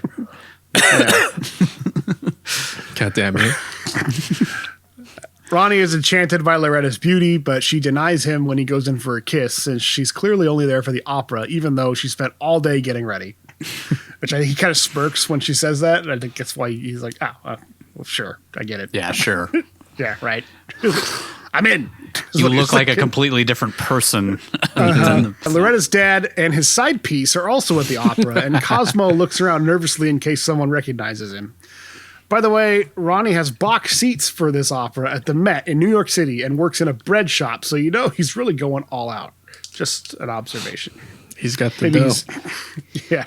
He's got the dough. I think you said, though, it's his family's bakery, so maybe he actually owns it and runs it. That's one of my questions was, like, does he actually own the bakery? And even if he does own the bakery, I don't get the sense that he would be, like, rolling in it. Yeah. But I don't know. You know, maybe that's just, this is supposed to signify that he really loves this girl and he really is going all out for her in that evening, because I looked it up and box seats are like $325 a piece today at the Met if you were to go to La Boheme in New York City. So that's, I mean, that's a lot of money to fork out. So like $600 for 2 tickets. Yeah. And so I mean, 80s money would be different, but yeah. Yeah. But still, you know, it would still be expensive for the time. Maybe he just saves it because he doesn't have anything to spend it on. And Yeah. he just has a bunch of money left over. But I imagine he supplies bread for quite a bit of the restaurants or even some of the markets around town. So I could see him making good money back then, especially if it is a family business as well established. I just think he doesn't live lavishly, so maybe it just Well, seems like look he's at his poorer than he apartment. is. Yeah, exactly. During the performance, we cut away to Loretta's mom at the restaurant we saw earlier with Bobo the waiter. She witnesses the same scene play out with Frasier Crane's dad getting water thrown in his face by a much younger girl. Loretta's mom, Rose, asks him if he wants to join her since we already have 2 people cheating on in this film, so why not just keep it going? He tells her he's a professor at NYU who seems to have a thing for his students, so it already seems like a pretty good guy. So he's just a professor? And Rose tells him he shouldn't shit where he eats.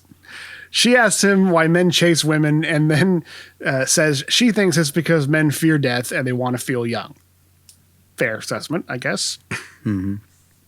He tells her he chases women because they're charming and they keep him spontaneous, and he can see his once youthful exuberance in their eyes, and that they remind him of himself when he was their age, which is kind of the same thing as what she was saying. He's validating what she said. Yeah, pretty much. It's exactly that. They make him feel young. But eventually, these women all realize he's a burnout old gas bag, and they continue to be as fresh and bright as moonlight in a martini, which makes her kind of swoon for him, I guess, because he's being honest, I suppose. So, like you said, it's validating what she already believes, you know. Continuing the moon theme throughout. This would have been so much better if Nick Cage was a werewolf. Kind of looks like one in the bread place. Yeah. He's all hairy and shit. So he walks her home, but she's spotted by Grandpa and his dog, so she seems to have a moment of clarity and decides to not let Marty Crane knock her back out. When they get to her home, she tells him that she knows who she is, and she's not the type to bang a stranger after 10 minutes of knowing each other. So she's like the only person in this movie who doesn't. But I think she likes just knowing that she could if she wanted to, which, you know, it's a pretty common theme for a lot of these things. Yeah, I think it makes her feel young, too, you know, that, like, oh, this guy would be interested in me. And and it's not like she necessarily used to go after young men. She just can be attractive to a man that she sees in a restaurant. So, you know, that's all she needed, I think. Even though she's, you know, she's probably, 60, something like that. I think but that's I feel like she actually makes a connection with this guy versus, like, Cosmo has some dumb broad as his girlfriend who, like, there's, like, nothing going on between the two of them. Right. He's got such a brain for knowing. So it's like he's not even happy doing that because you know, what's he getting out of it? Nothing really. Yeah, she's not even like that young. She's like 40 something. I know. She looks older than him. She's got more miles on her than he does. Yeah. So anyway, after the opera, Ronnie and Loretta bump into her dad and his bimbo, and he asks why she's there with the guy from Face Off, and she asks why a married man is out with some tramp who uses makeup to accentuate her boobs. So they both agree that neither saw each other at the opera, and they had their separate ways. 3. It's about time to wrap this thing up. Loretta and Ronnie have a drink at a bar. They then walk to Ronnie's where he tells her she runs to the wolf inside of him because she doesn't want to sell her life short. He asks why she waited so long for the right man to come along, and she says because Mr. Right never came. So Ronnie says, I'm here. And she says, if I could turn back time. Wait, no. She actually says, you're late. She says they had a deal that if she came to the opera, he'd leave her alone forever. But Ronnie says everything seems like nothing to him since all he wants is her in his bed. Yeah. It's totally romantic. It's kind of a one-track mind this guy's got here. Yeah. He says he doesn't care if they both burn in hell so long as they're together because he loves her. So romantic. Nothing says love more than I hope you burn in hell with me. Such a romantic guy. Dude. He then asks her, do you believe in life after love? I love that we have that joke in here twice. I wasn't going to cut it. Okay, what he really does is give her a big speech about how the storybooks are wrong and that people aren't meant to be perfect, but rather they should follow their hearts. Then he says he wants her to come upstairs with him and get in his bed. She says, fuck it.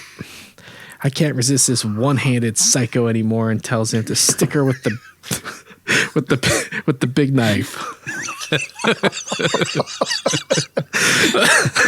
God damn it. He takes her by the hand and says, I've got you, babe, and leads her upstairs. Next thing we see is her pulling a splinter out of her. Well, never mind. I'll let you guys use your imagination on that one. Next, we see Johnny arrive back in New York with his suitcases, which are a prop they decide to goof around with for about 10 minutes straight for some reason. Okay, so was this a thing they used to do where the security was like writing X's on all of the luggage to show that it's like clear? Checked. Yeah, That's just weird. Like, it's one of those things that seems weirder before TSA. Like, I think it was the market to show that they came through. So if they're still left behind, then they could just pull them aside. Ah, okay. But he was waiting there for him to do it. And as soon as he did it, he grabs him. So it felt like it was like once they passed security inspection, and then to let other security know that they've already been checked, like as they're exiting the airport. Yeah. I guess nowadays they probably just do it all by the luggage tag. They just scan it. Yeah. I mean, he's coming back on an international flight, so I guess that was probably pre 9/11. It's probably just all done electronically now behind the scenes, and then when it comes out on the luggage carousel, it's already gone through all that. All right. Yeah. Yeah. He forgets to put them in the cab at the airport, then forgets to grab them when he gets out of the car when the cab drops him off at Loretta's house. He then slams them all around as he enters the house where Loretta's mom says her daughter is out. Just like funny for no reason. We have to show Johnny as an idiot. Yeah. And that he's not worthy of Loretta. I'm pretty sure as an audience member, I got that from moment one. They really got to drive it home. Yeah. They got to remember why it's fine for her to cheat on this guy. Because he's a bumbling idiot. Yeah. They sit down to talk, and Mom asks him why he's back. He says his mother has miraculously made a full recovery and ate a meal that would choke a pig. Messed up way of talking about your mom. Yeah, like who talks like this? She ate a meal that would choke a pig. It turns out his mom just wasn't getting enough air to her scalp.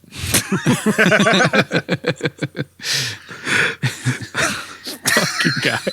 Grandpa comes home and gives Rose a judgmental Grandpa comes home and gives Rose a judgmental sneer since he's sure she was gargling Crane's juice a few minutes earlier.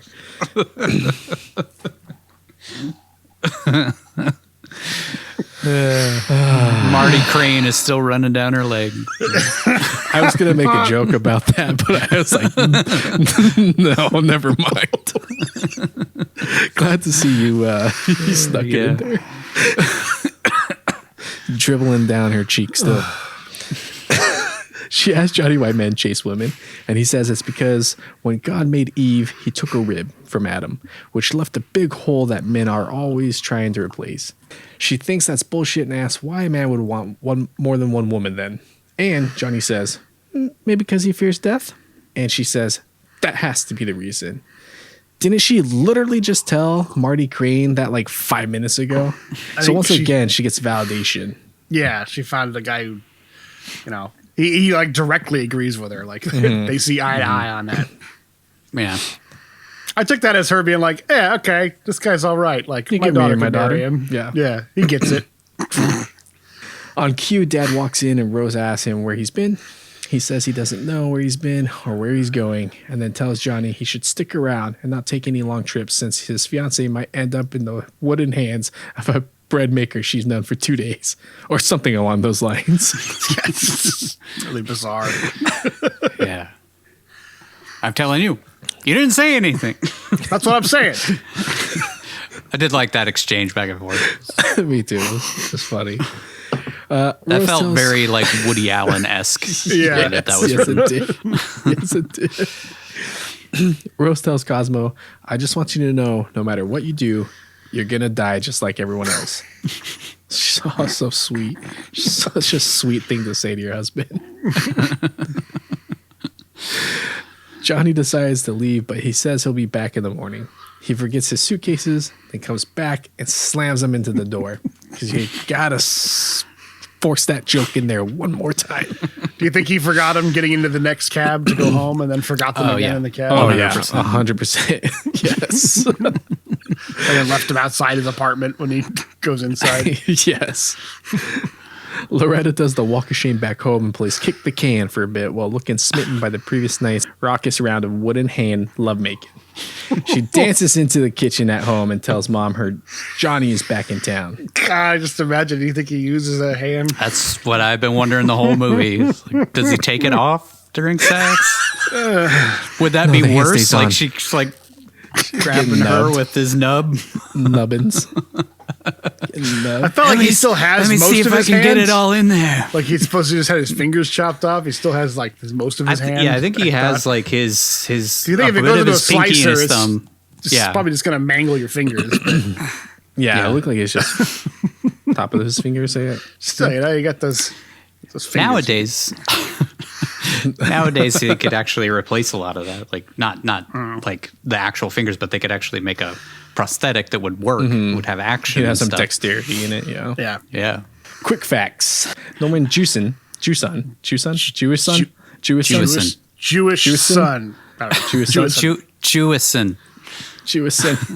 Quick facts. Norman Jewison has stated that the climatic kitchen sequence was the most difficult scene that he ever shot in his career.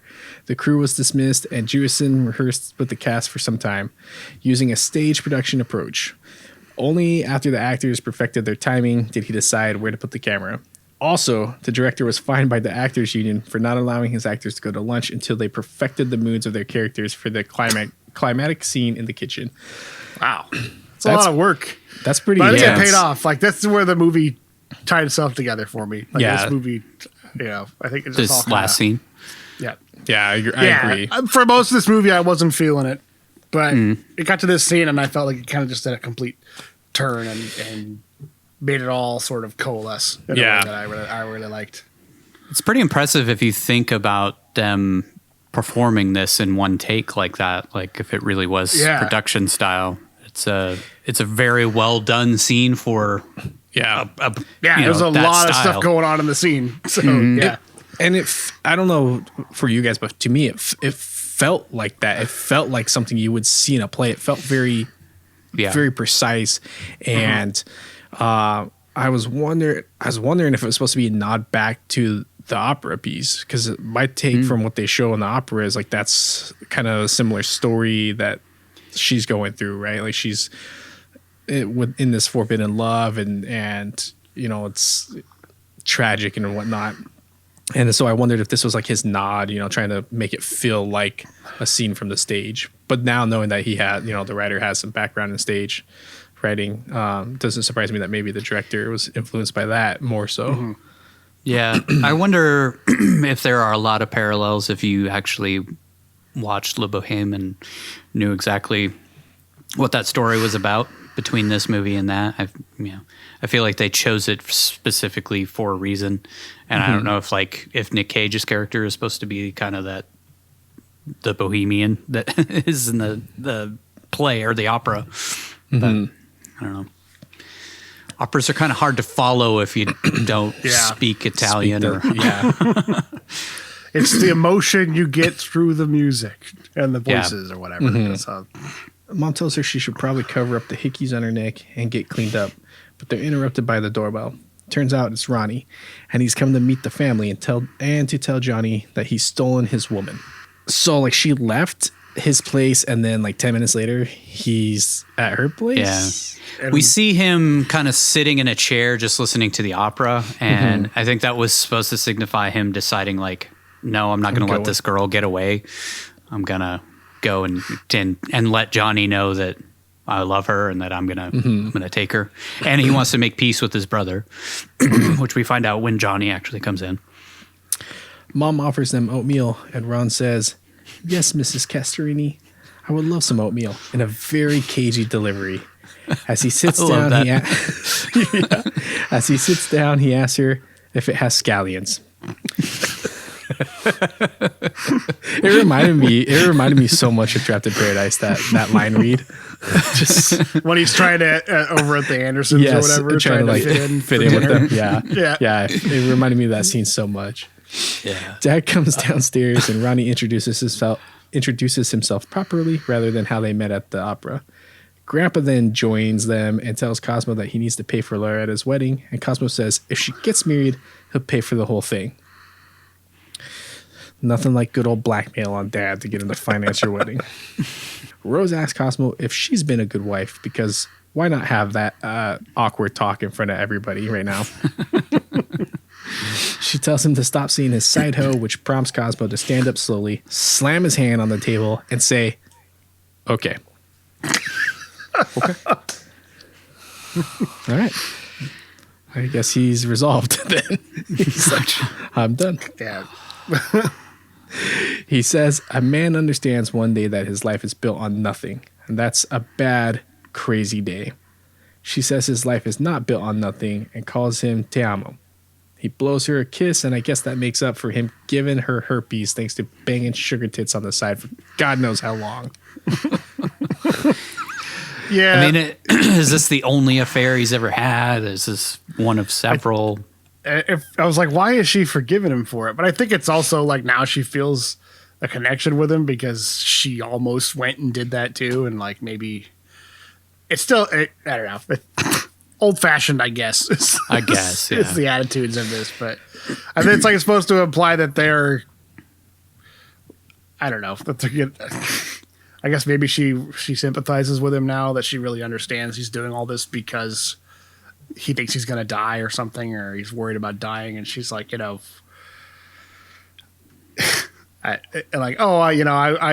get it. I could have hooked up with a guy last night, but I didn't do it. Mm-hmm. But I get why you want to go have a side face or whatever, and it's going to be okay. Like we could get through this together, maybe. Yeah, I think I can see that. Older, being their age, and gone also through life. Yeah, and I think like you said, like she really loves him, so maybe she forgives him for it, and knows that he loves her too. That was what their exchange was supposed to be. So it's sort of like, whatever. At this point in their life, what are they going to do? Get divorced?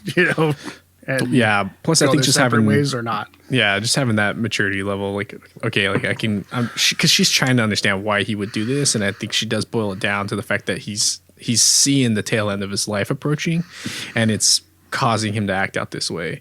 And then he admits, like, yeah, I believe my life is built upon nothing, and that scares the hell out of him because what's his legacy and all, break down all the psychological shit of that. And so for her, it's like, okay, like I can forgive this transgression because I know at the end of the day, you love me, I love you. And it's just that I think that maturity that you don't have in your youth to understand it at times in a situation like this. So I can see that, and I appreciate it. They're able to resolve. And then, like you said, she was a step away from making that decision herself. Like, okay, well, I could do it too. But she has that moment of clarity when she sees her father-in-law and realizes, this is not actually what I want. Like, this would be out of revenge and not not anything other than that. Yeah. Maybe it's something that they could realistically work through some therapy. Maybe not something they resolve in 30 seconds at a table in front of the family, you know. Yeah. They're Catholic. You know, that's a nice bookend to a movie, you know. They don't ask for help. They're Catholic. They'll go to Feels like church. something they Movie could logic, reasonably yeah. work through. They'll go to confession. little That's time. good enough. Yeah. I wish that they would have somehow painted, you know, that he remembers how much he loved her when, you know, that whole Moonstruck thing happened, you know, when he was a kid. If they would have done something there to kind of recapture that, but I think they did it and it was subtle. I think him getting drunk that night and then being uncomfortable and nervous at the opera was him realizing he's making a mistake. And not so much like he's going to get caught, but more like, well, I'm fucking up. And that does, like, that's right. I was so in love with her that I would go and just stand outside of her house and peer into the window just for a chance to see her. And that's I why don't he want to doesn't wanna talk about it. Yeah. Yeah. He's ashamed of what his life has come to. And he's become ashamed, so he gets drunk and passes out. And that's why he can't sleep either. He's ashamed of, he's feeling guilt for what he's doing. And it's hard for him to go sleep in the bed with her. it makes me wonder if he ever actually had sex with Sugar Tits. I don't think he did, but that's I don't just think so. That would make it more forgivable in my eyes if we knew that they never had sex. Yeah. I mean, I feel like the movie would have showed us if they did because it was pretty open about everything else. Yeah. You know? Yeah, true. Because the movie's open about Loretta and Ronnie sleeping together. So Yeah. Love to see a scene of you have such a brain for knowing, and them like as he's blowing in her some back out. weird position. She's got a sex swing. Yeah. Yeah, maybe that's it. Like the movie is just showing us the beginning of their relationship. Like that was the He's first couple of courting her. dates they went on where he's like quoting, "This is the line I used to swindle these suckers out of 10 grand. You know, I say this, aren't I smart?" And like it's just not working out for him. You know, it's not what he thought it would be. So maybe it's not too late for him to turn back. Yeah. By the way, Vincent Gardenia actually died only a few years after this, so he actually was at the the actor actually was at the tail end. I think it was like 92, so only like 5 years after this. And he got nominated for an Oscar for this, so he kind of got some buzz, and then he started getting some bigger roles, and then he passed. So, Dang, that's back-to-back movies where somebody getting buzzed from the film ends up passing away shortly after. yeah. Well, the other one was a lot more tragic. Yeah, way more tragic. All right. The doorbell rings and Loretta heads to tell Johnny the truth, but she finds her aunt and uncle instead. They ask her about the deposit she was supposed to take to the bank, but apparently forgot since she was dreaming about wooden fingers. They're relieved to find she still has the money, and they make themselves at home for the most awkwardest of breakfasts you'll ever see. The doorbell rings again, and Kool-Aid Man bursts through the front door screaming, "Oh yeah!" Sorry, no. Well, I wish that would have happened. It would have been a little more lighthearted. Johnny finally shows up, bringing with him 10 suitcases this time, and he gets attacked by the dogs while Yakety Sax starts playing in the background. Nah, that didn't happen, actually. What actually happens is he sees Ronnie at the table and asks if he's come to make peace. Ronnie tells him yes, but Johnny may not want to. Johnny says he told his mother he and Loretta were getting married, and she got well right away. Then he says he can't marry her because if he marries her, his mother will die. Mama boy. I don't quite get that. Superstition, like it kind of Like- it's like Catholic. It's like a lot of Catholicism. Like there's a lot of superstition in Catholicism and Catholics. Like having grown up Catholic for a chunk of my life, like there's a lot of superstition. Like A will lead to B, which will lead to C, and it's like you do things that upset the natural flow. So her getting well from him telling her about it, he takes that as a sign that if they do get married, then she's gonna die because now she has nothing to live for. Or it's like karma. I don't know. I can't rationalize it. I never understood it as a kid, but like that Catholic guilt and like one action will lead to a negative, like a good action will lead to negative action. Like it's just like that's just get ingrained. At least when I was growing up in the church, that's a lot of the shit that got fed to me. I got the sense that mom was never actually sick, and that she just wanted because she had mama's boy coming home because he hadn't been home for a while, and then when she finds out that some other girl is going to steal away mama's boy, then that's when she's like, "Oh well, I'm going to get better, and then you're going to come back here and you're going to stay with me." Yeah, you're moving back to Italy. I agree. Like she's playing him, and that's also like another Catholic thing, like with the Catholic guilt in the family, and like, an Italian thing. Like I've seen that a lot with Italian families, where like, no, he's my boy, and you're not taking him away from me. You know, not like a sexual thing, but like I control his life. Yeah, you know, it's a very weird thing. Yeah, totally healthy. It's like so it's like she's faking it to guilt him into thinking that if they get married, she'll die because now like she has nothing to live for. The only thing keeping her alive is this hope of seeing her son get married, which makes no fucking sense at all. But welcome to Catholicism. Because I felt like it would be like, oh, then he tells her he's not getting married, and then she's gonna die because the shock would be too much for her. You know, I thought he was trying to say like we're gonna be engaged and not get married until she dies. Yeah, which is like. Oh, in your fucked up mind, she's gonna live forever then because she's living to see you get married. These mothers in an Italian families always seem to live till they're like late 90s and shit too. So she's gonna be around for a while. I think she just didn't really have anything to live for, and that was maybe what it was. And then it was just kind of like making her son miserable was kind of the thing that she wanted to live for. Yeah. She knows she can't control Ronnie, but she can definitely control Johnny. Oh, yes. Yeah. It's very, they do a really good job at pointing that out. Like Ronnie's independent. He's his own man. While Johnny's still like really rooted into his mom and like very deeply cares about her approval and like making her happy and all that stuff. Yeah. Well, from here on out, things get real Italian real quick. Everyone starts yelling at each other, and Johnny accuses Ronnie of not being a mama's boy like him. Johnny says the engagement is off and asks Loretta for his pinky ring back. She says she'll come to his funeral in a red dress. Okay. Not sure why that's significant, but it happens. It's supposed to mean like I would not be in mourning. I'd show up to your funeral celebrating. You know? Right. Yeah. Then Ronnie asks her to marry him instead by saying, Loretta, if you take this wooden hand of mine, there ain't no hill or mountain we can't climb. Another Cher reference. You take this little hand of mine. I haven't heard that one. Deep cuts. I got you, babe. Yeah. Oh, okay. Deep cuts in a song that people only know that one line from. I got you, babe. I only know the you take this little hand in mine. There ain't no hill or mountain we can climb because it's the first line that plays every single time he wakes up in Groundhog Day. Oh my gosh, and over and over and over. I heard it 1,000 times. I've seen that movie 1,000 times. So like that's right. I forgot. That's very ingrained in my mind. Waking up to "I Got You, Babe" makes him want to kill himself.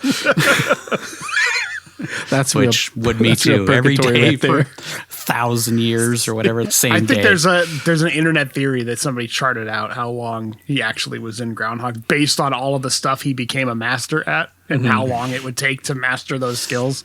And I don't remember what it was, but it's probably something that long. Well, it was like 300 years or something like that. Johnny says, "What?" And Ronnie asks to borrow his pinky ring so he could propose to Loretta. She agrees to marry him, and Mom asks if she loves him. Loretta says she loves him awful. And Rose says, "Oh, God, that's too bad." Grandpa cries, and when Cosmo asks him what's the matter, he says, I'm confused. Which, I don't blame him. I mean, a lot of shit's happening real quick. Hilarious dementia. Alzheimer's, and they've brushed it under the rug the whole movie. Yeah, he's just confused in He general. walks the dog 1,700 times a day because he's got dementia. He's forgetting that he's walked them already. Yeah. That's why he was out walking them in the middle of the night when Rose was coming home. Yeah. They pop champagne and celebrate to the family as the camera zooms in on what we can assume are long dead family members from the old country. Either that or this was some sort of Shining style ending where we see that Ronnie and Loretta are stuck in an endless loop where they're doomed to repeat the same cycle over and over. So Ronnie might be run over by a bus in the next scene. Credits. The end. Yeah, I was like, what? I mean, I guess that it's family that they're showing, but they never showed us before that there's those pictures or anything. They meant anything. I don't know. I wasn't really sure what that was supposed to be about, but I mean, they show the picture of all of them standing there. Yeah. They took a picture of, I guess, that morning or at the wedding or who knows when that was supposed to be. But a la familia. Yeah. It's all about the family. It's all about the fam. After the movie, I really started thinking, you know, if Loretta and Ronnie managed to stay together, I could really see them thriving. I mean, Ronnie owns a bakery, and Loretta's an accountant. I mean, what a perfect pair. Eventually, when the internet becomes a thing, Ronnie could build a website and sell his bread to local businesses, and Loretta could do all of his books online. I mean, of course, she'd want to use Surfshark to make sure no creeps online could steal her password, or find Ronnie's sequel opera to La Boheme that he's been working on in his spare time. Sure, accounting websites these days have encryption and all, but it's always a good idea to mask your activity online, just to be sure. And the last thing she wants is to distract Ronnie from slicing bread ever again. Otherwise, he'll have to change the name from Ronnie Three Fingers to Ronnie No Fingers. Am I right? Secure your digital life today by heading over to surfshark.deals/onecagepod and make sure to enter our promo code OneCagePod to save 83% and get 3 extra months for free to protect yourself and your passionate bread-making lunatic of a husband.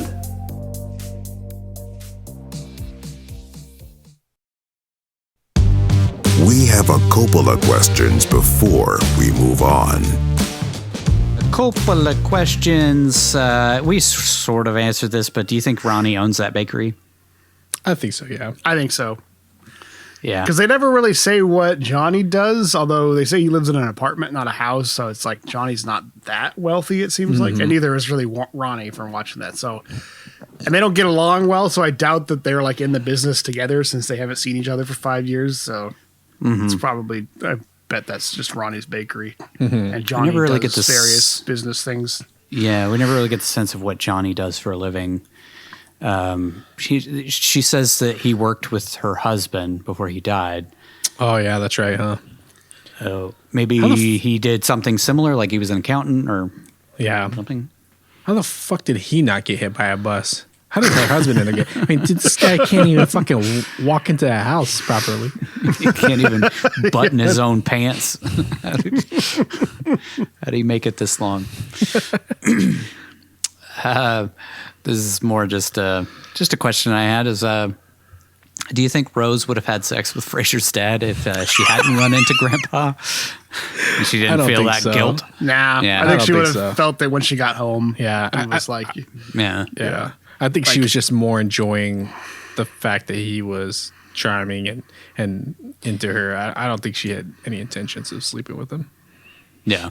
Because once she got home, she would have realized, like, oh, you know, Grandpa's living in the house, right? I can't bring this guy in, because it'll wake up the 50 dogs and, just be a whole scene.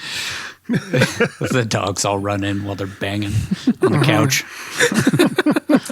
In the front room with the fireplace on. We see that on her daughter's lingerie. Family. Keep it close.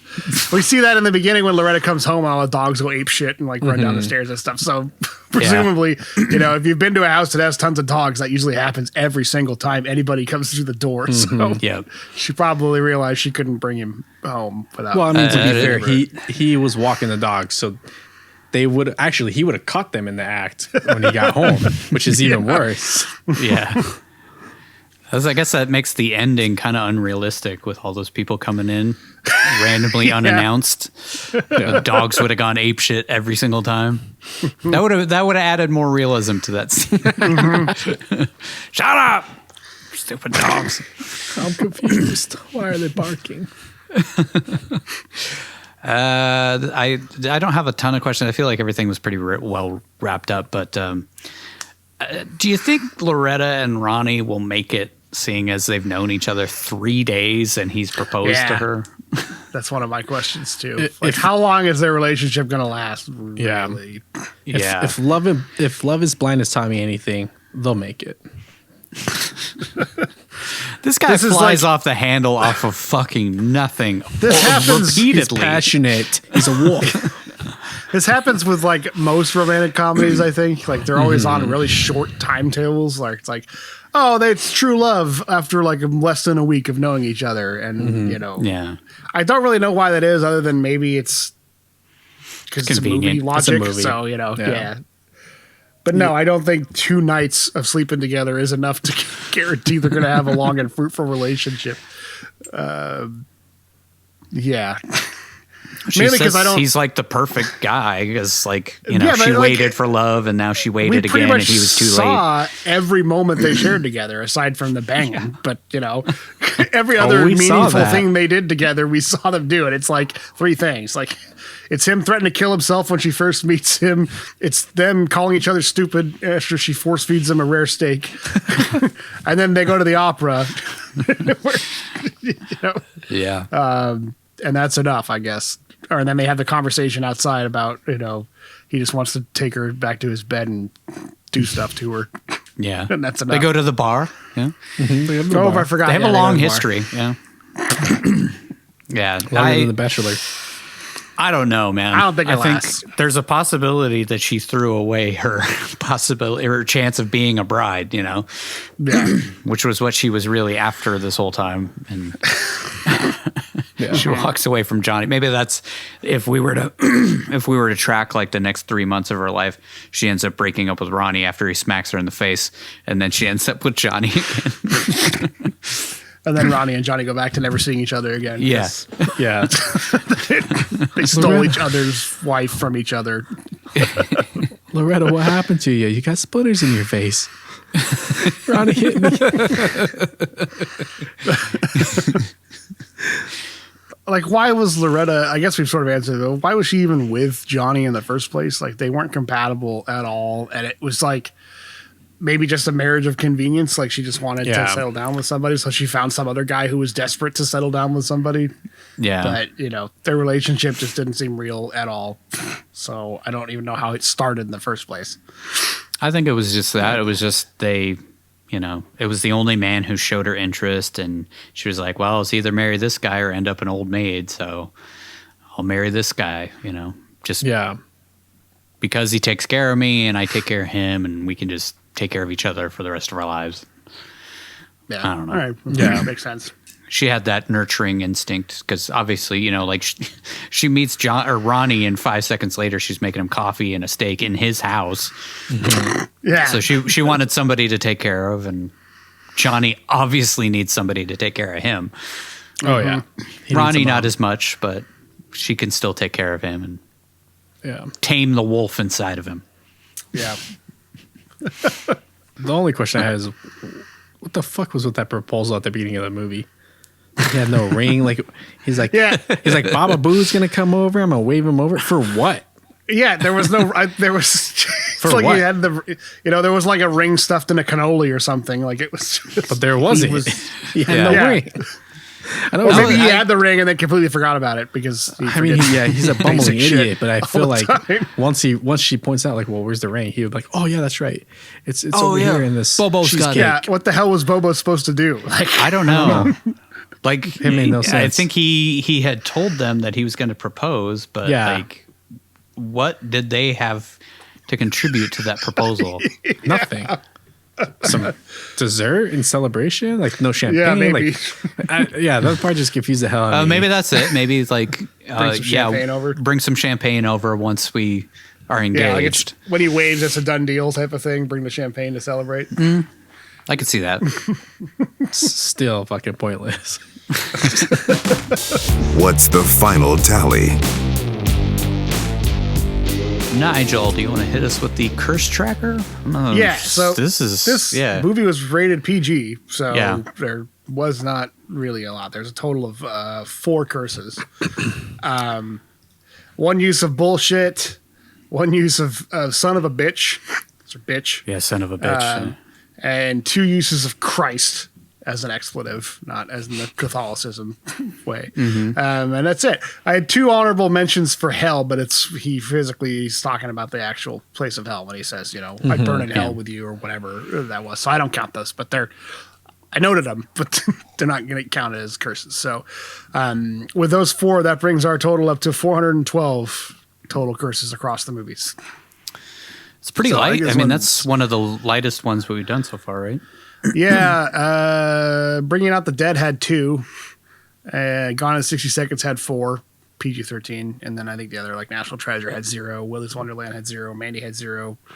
And Raising Arizona had 6. Dang. Pig had 2. So yeah, it's on the lower end of the more surprising thing are the movies that are R-rated that don't have a lot, like Pig or Mandy or anything like that. But yeah, it's funny how it's like either to one extreme or the other. Like it always seems like there's either a ton or not, barely any. Yeah, the only 2. There's only 3 zeros. National Treasure, which makes sense. Disney PG-13. Mandy, which makes sense because he doesn't talk a whole lot. And Willy's Wonderland, which he literally doesn't talk at all. So. That's it. Runtime, this is kind of like right in the middle of our list, 102 minutes. So, yeah, right kind of sandwiched in between Vampire's Kiss and The Weatherman. Nice. And then nudity, none. I didn't see any. PG, obviously. So that one, I feel like we all kind of had a light load on this one. Yeah, super light. State and Country Tracker, New York, again.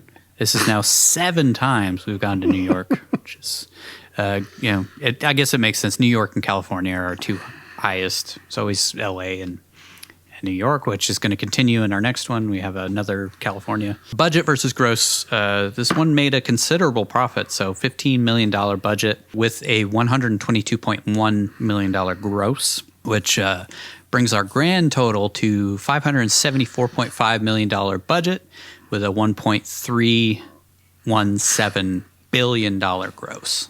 Damn. Yeah, I mean, what are we at? 21 movies? So... Yeah. And a lot of those didn't make anything. I mean, like, I would say like half of our movies are bombs.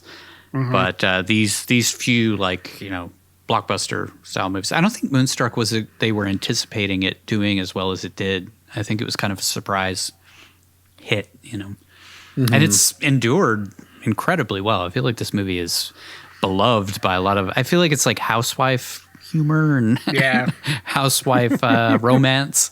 It's kind of like a romantic novel. That's kind of how I felt like to me. Yeah. It's more like or a stage play, like we said. Yeah. Which makes sense given the writer. So I think this would work really well as a stage play. Yeah, I think for so sure. too. Yeah.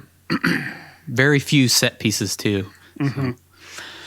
As far as our top grossing, this is the 5th highest grossing film so far that we've done, which is pretty crazy when you think of the other 4 were all genuinely meant to be summer blockbusters. National Treasure, Face Off, Gone in 60 Seconds, and Ghost Rider. And then Moonstruck is, it's about half as much as Ghost Rider, but still it's kind of surprising of how well it did as far as like where it places itself in those blockbuster films. It's kind of crazy. The next closest to it, I feel like that's a lot. Yeah. Next closest to it is The Wicker Man with 38.8, but it had like a $40 million budget. So yeah, I still can't believe that movie made that much money. Rating: this was our 2nd PG movie. I think was National Treasure PG? What was the other PG that we had? I think so. I think National Treasure. Was it? Looking at the list. I think so. I think it was. Yeah, it had to have been. Yeah, it had to be because Raising Arizona would. Maybe Trapped in Paradise was PG. I think no, I think it was PG-13 because there was considerably more cursing in that one. Yeah, true. Yeah, and violence. National Treasure. I think it was National Treasure. So now we've got 0 Gs, but we'll get there. And then 2 PGs, 5 PG-13s, 9 R-rateds, and 5 unrated films, which our unrated, our streak has slowed down on that. We were really plowing through the unrateds there for a while, but I think when we get back into the more recent late 2000s or the teens, we'll get back to the more unrated movies. Yeah, this season we're kind of light on those the Nick Cage dark era, the dying of the light era. How about that? the pre-Renaissance. Yeah, before most recently is when it started. He started to come back a little bit, but there was that post Spirit of Vengeance. I feel like that's when he kind of went into the direct-to-video era, and now he's coming back. Oh yeah, in a big bad way. Kill Tracker. All right, so 0 kills in this, as one would expect. It's a rom-com. Death Tracker, obviously he survived. I don't know if we want to count his fingertips as a death, but partial death. Partial death. So we're sitting at 8 deaths over the span of the films.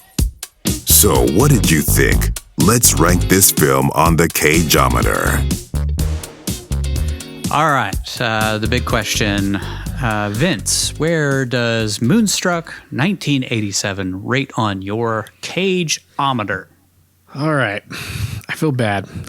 I wish I would have given Joe a higher rating because I feel bad putting Moonstruck at a 7 right there with Joe. Because I think overall Joe was a better story. I think a little more important story. But I feel like Moonstruck's a good movie. It's a fun movie. I forgot how funny it was at times.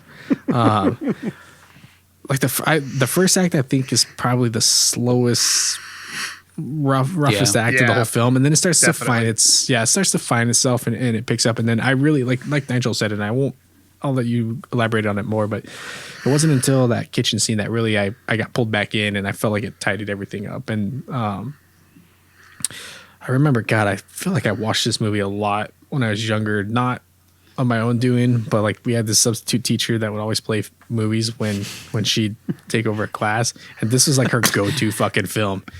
What class was that for? I don't even remember what class. I mean, she would sub a bunch of different classes, and like this was for whatever reason like her go-to film. I don't know why. So like what a weird choice. Yeah.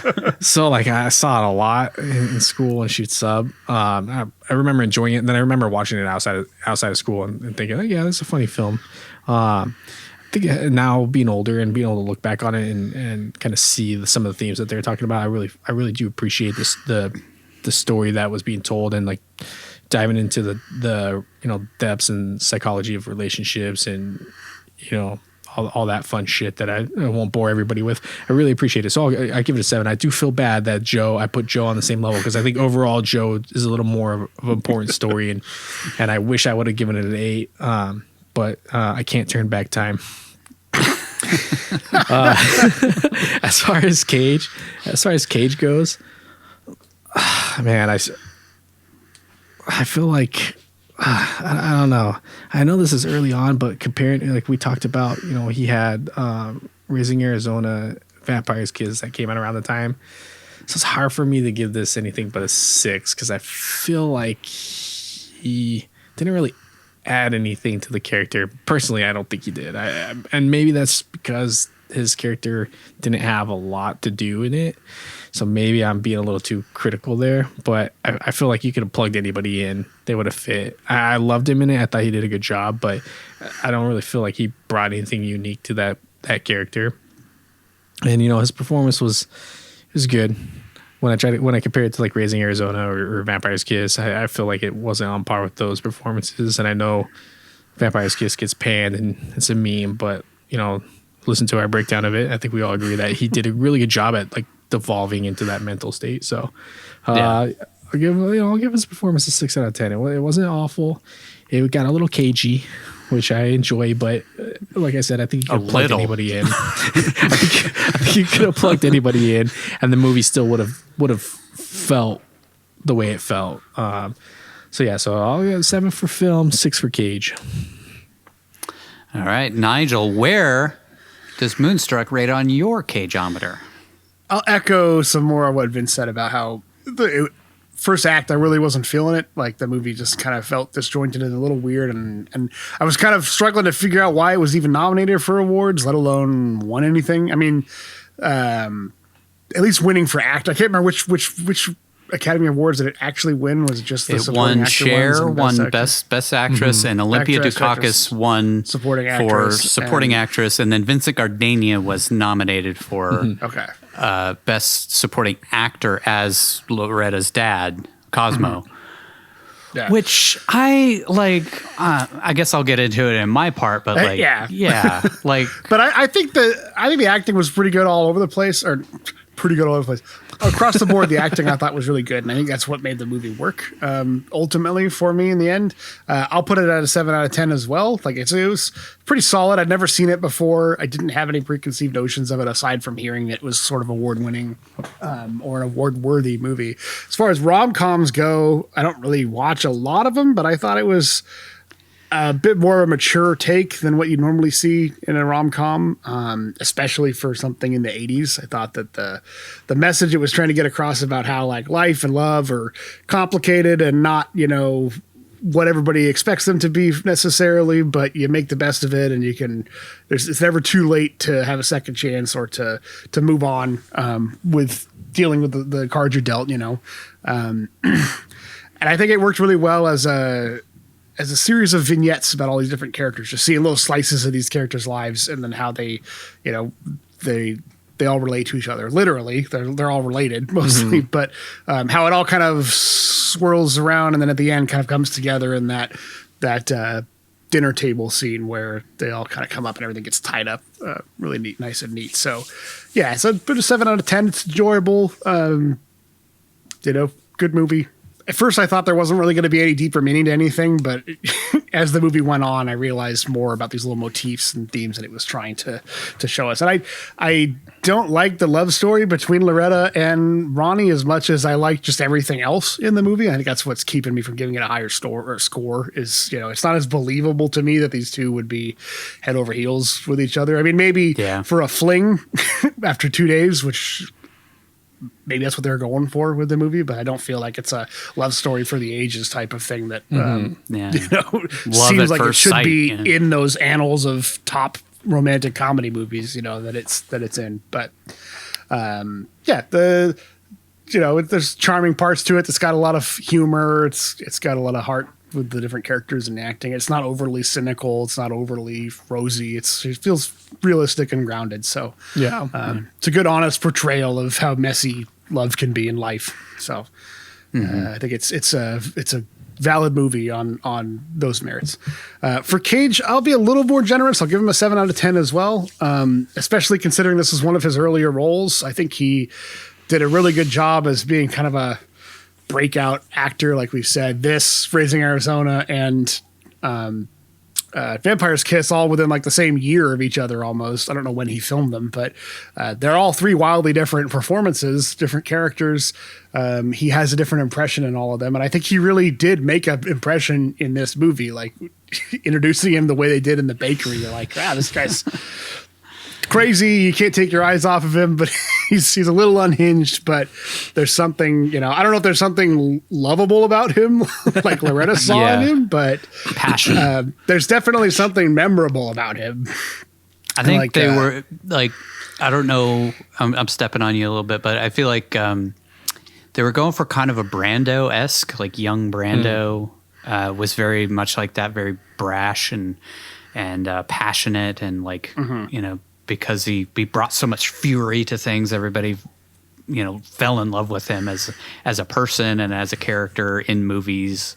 And I think that was what kind of Cage was going for a little bit. It's like that magnetic presence, attracting people for it. So I think he succeeded in that, whether it was from watching impressionist German films or whatever, expressionism and whatever he did that he channeled for it, I think worked well for it. So like we said, not as great as some of the other performances he gave around that time or later in life, obviously, but I think it's a solid, memorable performance all around. So sevens for both the movie and for the actor.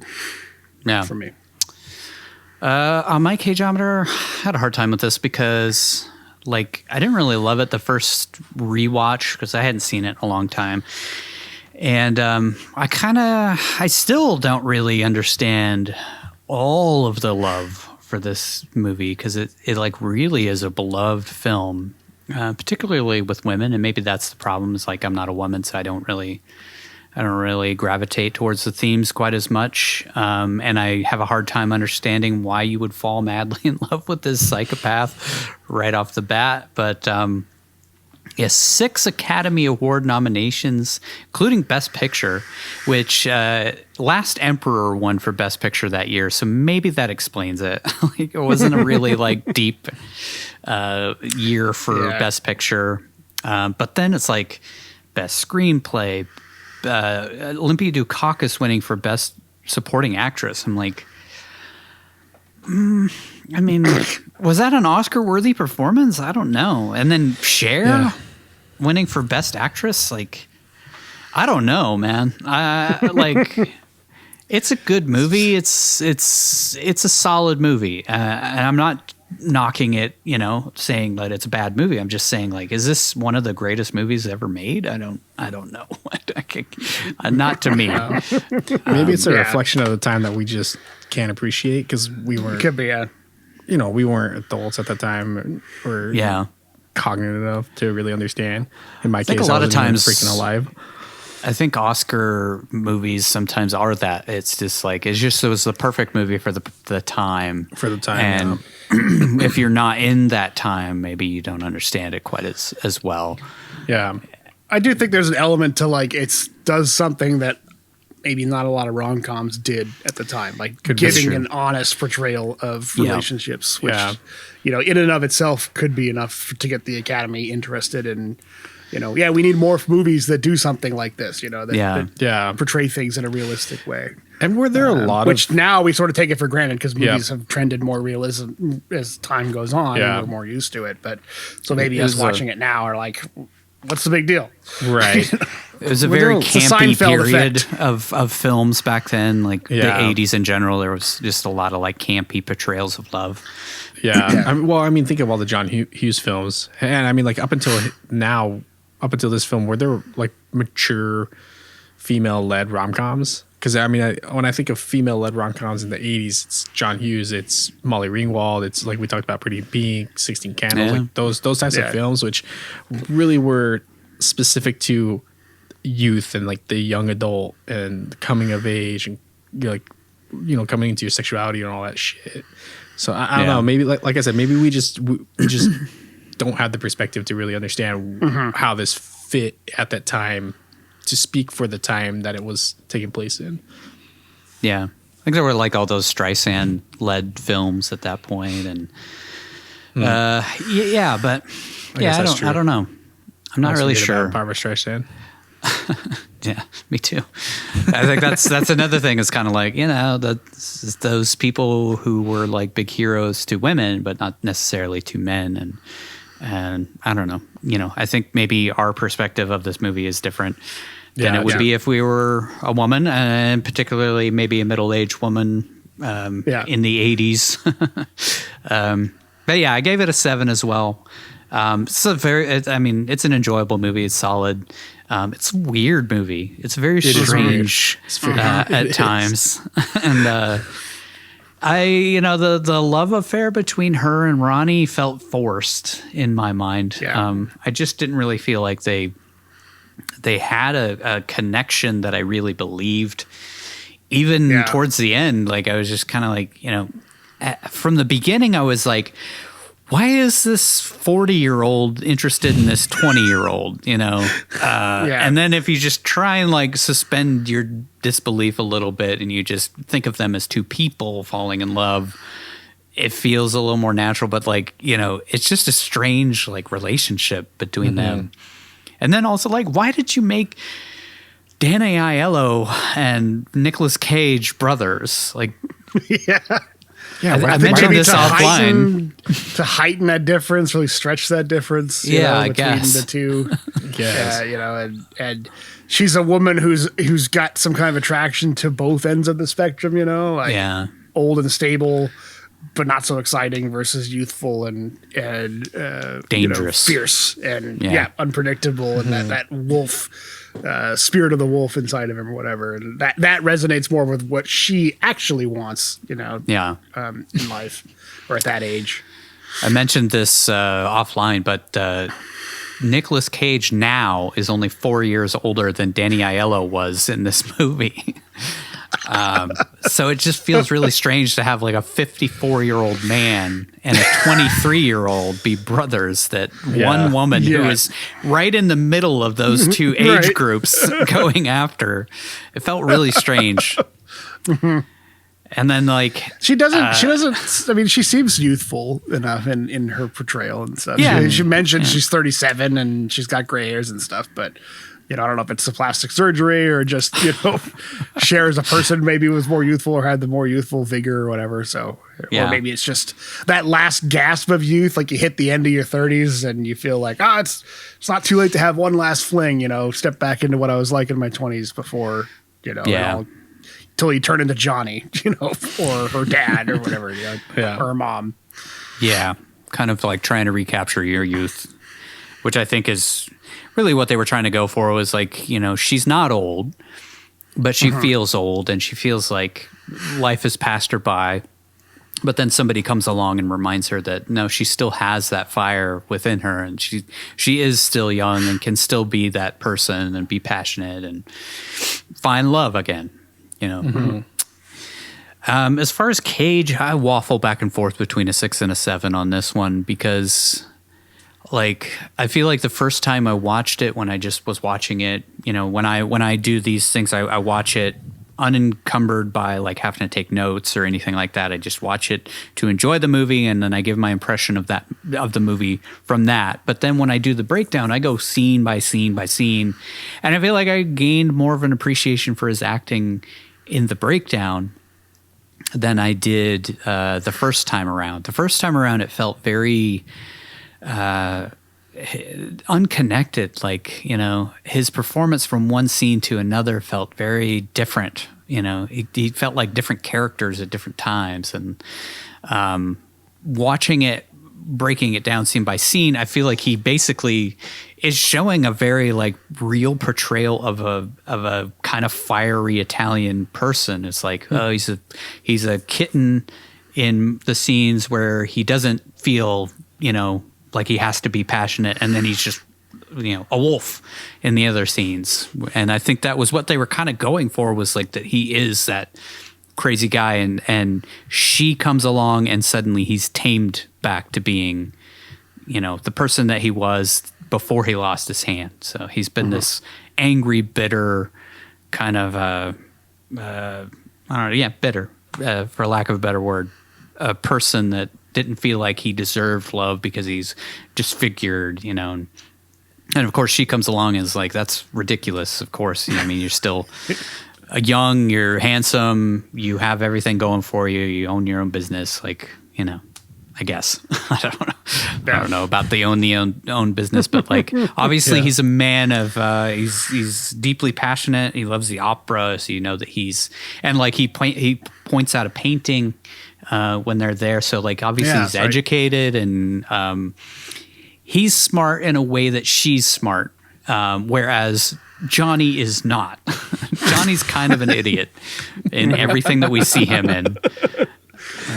Which I think there's also mirrors of kind of the girl that her dad is going after kind of reflects Johnny in a way, because it's both Actually, of them are smart, and maybe that's why her dad doesn't like Johnny, because he's he's like the bimbo. He can tell that Johnny's basically a bimbo, just like his girlfriend, and he hates it. It's not satisfied in that relationship.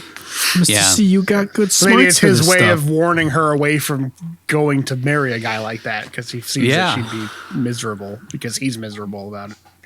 Yeah, he never looks happy with that bimbo. Yeah, other than and when obviously he's recounting his triumph that day over selling the yuppies. Obviously, Rose is very smart as well, and he just wanted to have a fling with somebody that made him feel young again. And I feel like maybe, I don't know, because Ronnie obviously makes Loretta feel young again as well. I don't know. Yeah. I don't know. Anyway, I'm going to give him a 7, I think, because I really did start to see the nuances of his character. Like when he starts to realize that he might not be able to keep Loretta after the opera, when she was actually like trying to pull away from him, that's when the wolf comes back out again. But like the wolf never shows up in any other spots. He's always this very nice, refined, young, passionate man, but he's very quiet and soft-spoken in all the other scenes, and he's like very gentle when he comes in and meets her parents and stuff, and he wants to make a great impression because he genuinely loves Loretta and he wants to be a part of this family and wants to be with her. So I think Cage played it well, and he really created a character that I don't think exists anywhere else on film. I've never seen a character quite like this before, and that's, again, we keep going back to it, but like Cage has this way of like every time out, he creates something new that you're not expecting, that you didn't think he was going to bring to it, and didn't need to particularly bring anything new or original to it, but he did. And yeah, that's why we love him. There's a moment that I forgot I wanted to call out. It's when he's sitting in the chair after Loretta has left to go home, and he's sort of like, he has that physicality again where he's sitting kind of slumped and he stands up and he walks away from the camera. You don't see his face, but you can see that he's contemplating something, or he reaches a decision or whatnot. And it's, again, it's one of those strengths I think Nicolas Cage has, where he can give that physicality of something, whether it's trying to be intimidating or just trying to communicate his emotions through his physical body. I think he's always been very good at it. And he's sort of, we've mentioned it before, I've mentioned it before, I think he's underrated in that respect. I don't see it mentioned a lot, but I think he does a very good job at it. And that's one small little taste of it in this movie that I think he does a really good job at. Yeah, you get a sense, and I mean, that's only like a 30-second scene, but you get the sense that he was making the decision right then and there. I'm going to go tell Johnny that I love Loretta, and I want, he had the choice of like either letting her go or, deciding to marry her. And that's when he decided to ask her to be his wife, was right in that moment. And he's like listening to his favorite opera. I don't remember if he takes the record, like he turns the record off and then he stands up, or if that was in a previous scene, but I don't remember. Can't remember either. But yeah, I think he stands up and walks over and takes the record off, because he walks over and does something, but I can't quite remember what it was. I was just it's almost like he's slumped back into the character that he was when we first met him, right? And then he stands up and becomes the proud person that and it's that you see that change in him as that's what I mean. He goes from this passive sitting in a chair to standing up and having that presence to him that, he delivered pretty well. I mean, we've said this many times, but it always seems like Cage gets passed over by the Academy, and like, if you're just handing out Oscar nominations to everybody, why didn't you give one to Cage? Yeah, it's weird that he didn't get nominated in this one. But the guy or whatever his name is, Vincent Gardenia, him, that kid, and then Olympia Dukakis. I mean, I feel like there might have just been some inherent bias in the Academy, like favoring a guy representing an older man might have resonated more with them than a guy representing a younger man. I don't know. I think he might have taken himself out of the running with this. I lost my hand. I lost my bride.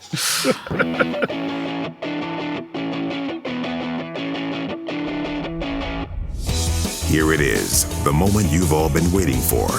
These are the cagiest moments of the film. What is life? I didn't come here to upset you. They say bread is life.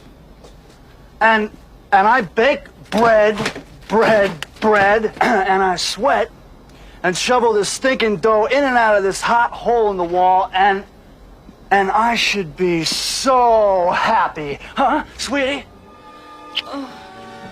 What are you doing? Son of a bitch! Where are you taking me? To the bed. Now I want you to come upstairs with me and get in my bed. Over by the wall. Bring me the big knife. No, Ronnie. Bring me the big knife. I'm gonna cut my throat. That's it for this episode of One Cage at a Time. As always, be sure to drop us an email at onecagepodcast@gmail.com to let us know if we missed anything or hit us up with suggestions to improve the show, comments, compliments, or simply to gush about the legend that is Nicolas Cage. Next, we'll be talking about the somewhat forgotten 2003 Ridley Scott black comedy Matchstick Men. An obsessive-compulsive con artist with Tourette's syndrome played by Nicolas Cage. I mean, if that doesn't make you want to watch the movie, I don't know what will. Just that setup is amazing. And his partner, played by the great Sam Rockwell, look to move beyond their small-time scams and pull off a big score, but things are complicated when his long-lost daughter shows up and kind of makes him question what he's doing with his life and so on and so forth. It's a great movie. I forgot how good it was. Just rewatched it, and man, I feel like that one's a forgotten gem, which I think somebody at some point commented on our YouTube channel that we were kind of exposing these movies that they had never heard of, like Bringing Out the Dead and Pig. Pig was one that they mentioned, and I think Matchstick Men is another movie where it's like, this is a movie you should watch for sure. I think it didn't do well at the box office, but it is a great movie and a sadly forgotten performance from Nick Cage that is one of his best performances. Like, he's so good, like portraying the tics and all of that stuff. Like, he's amazing in this movie. Anyways, make sure to check it out wherever fine films are sold or on your streaming service of choice. Until then, we'll say goodbye the way we do each and every episode with our Nicolas Cage quote of the film.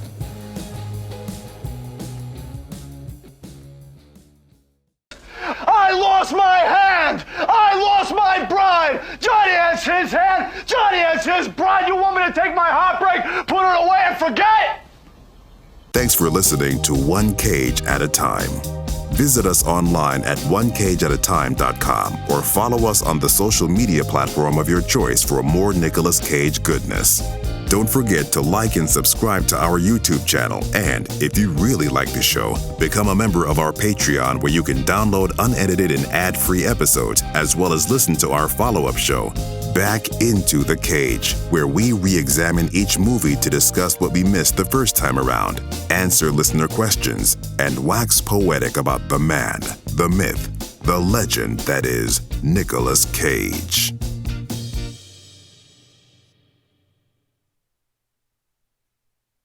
Anyone want some oatmeal? No, Ma. Yes, Mrs. Castellini, I would love some oatmeal. No, we don't want any oatmeal.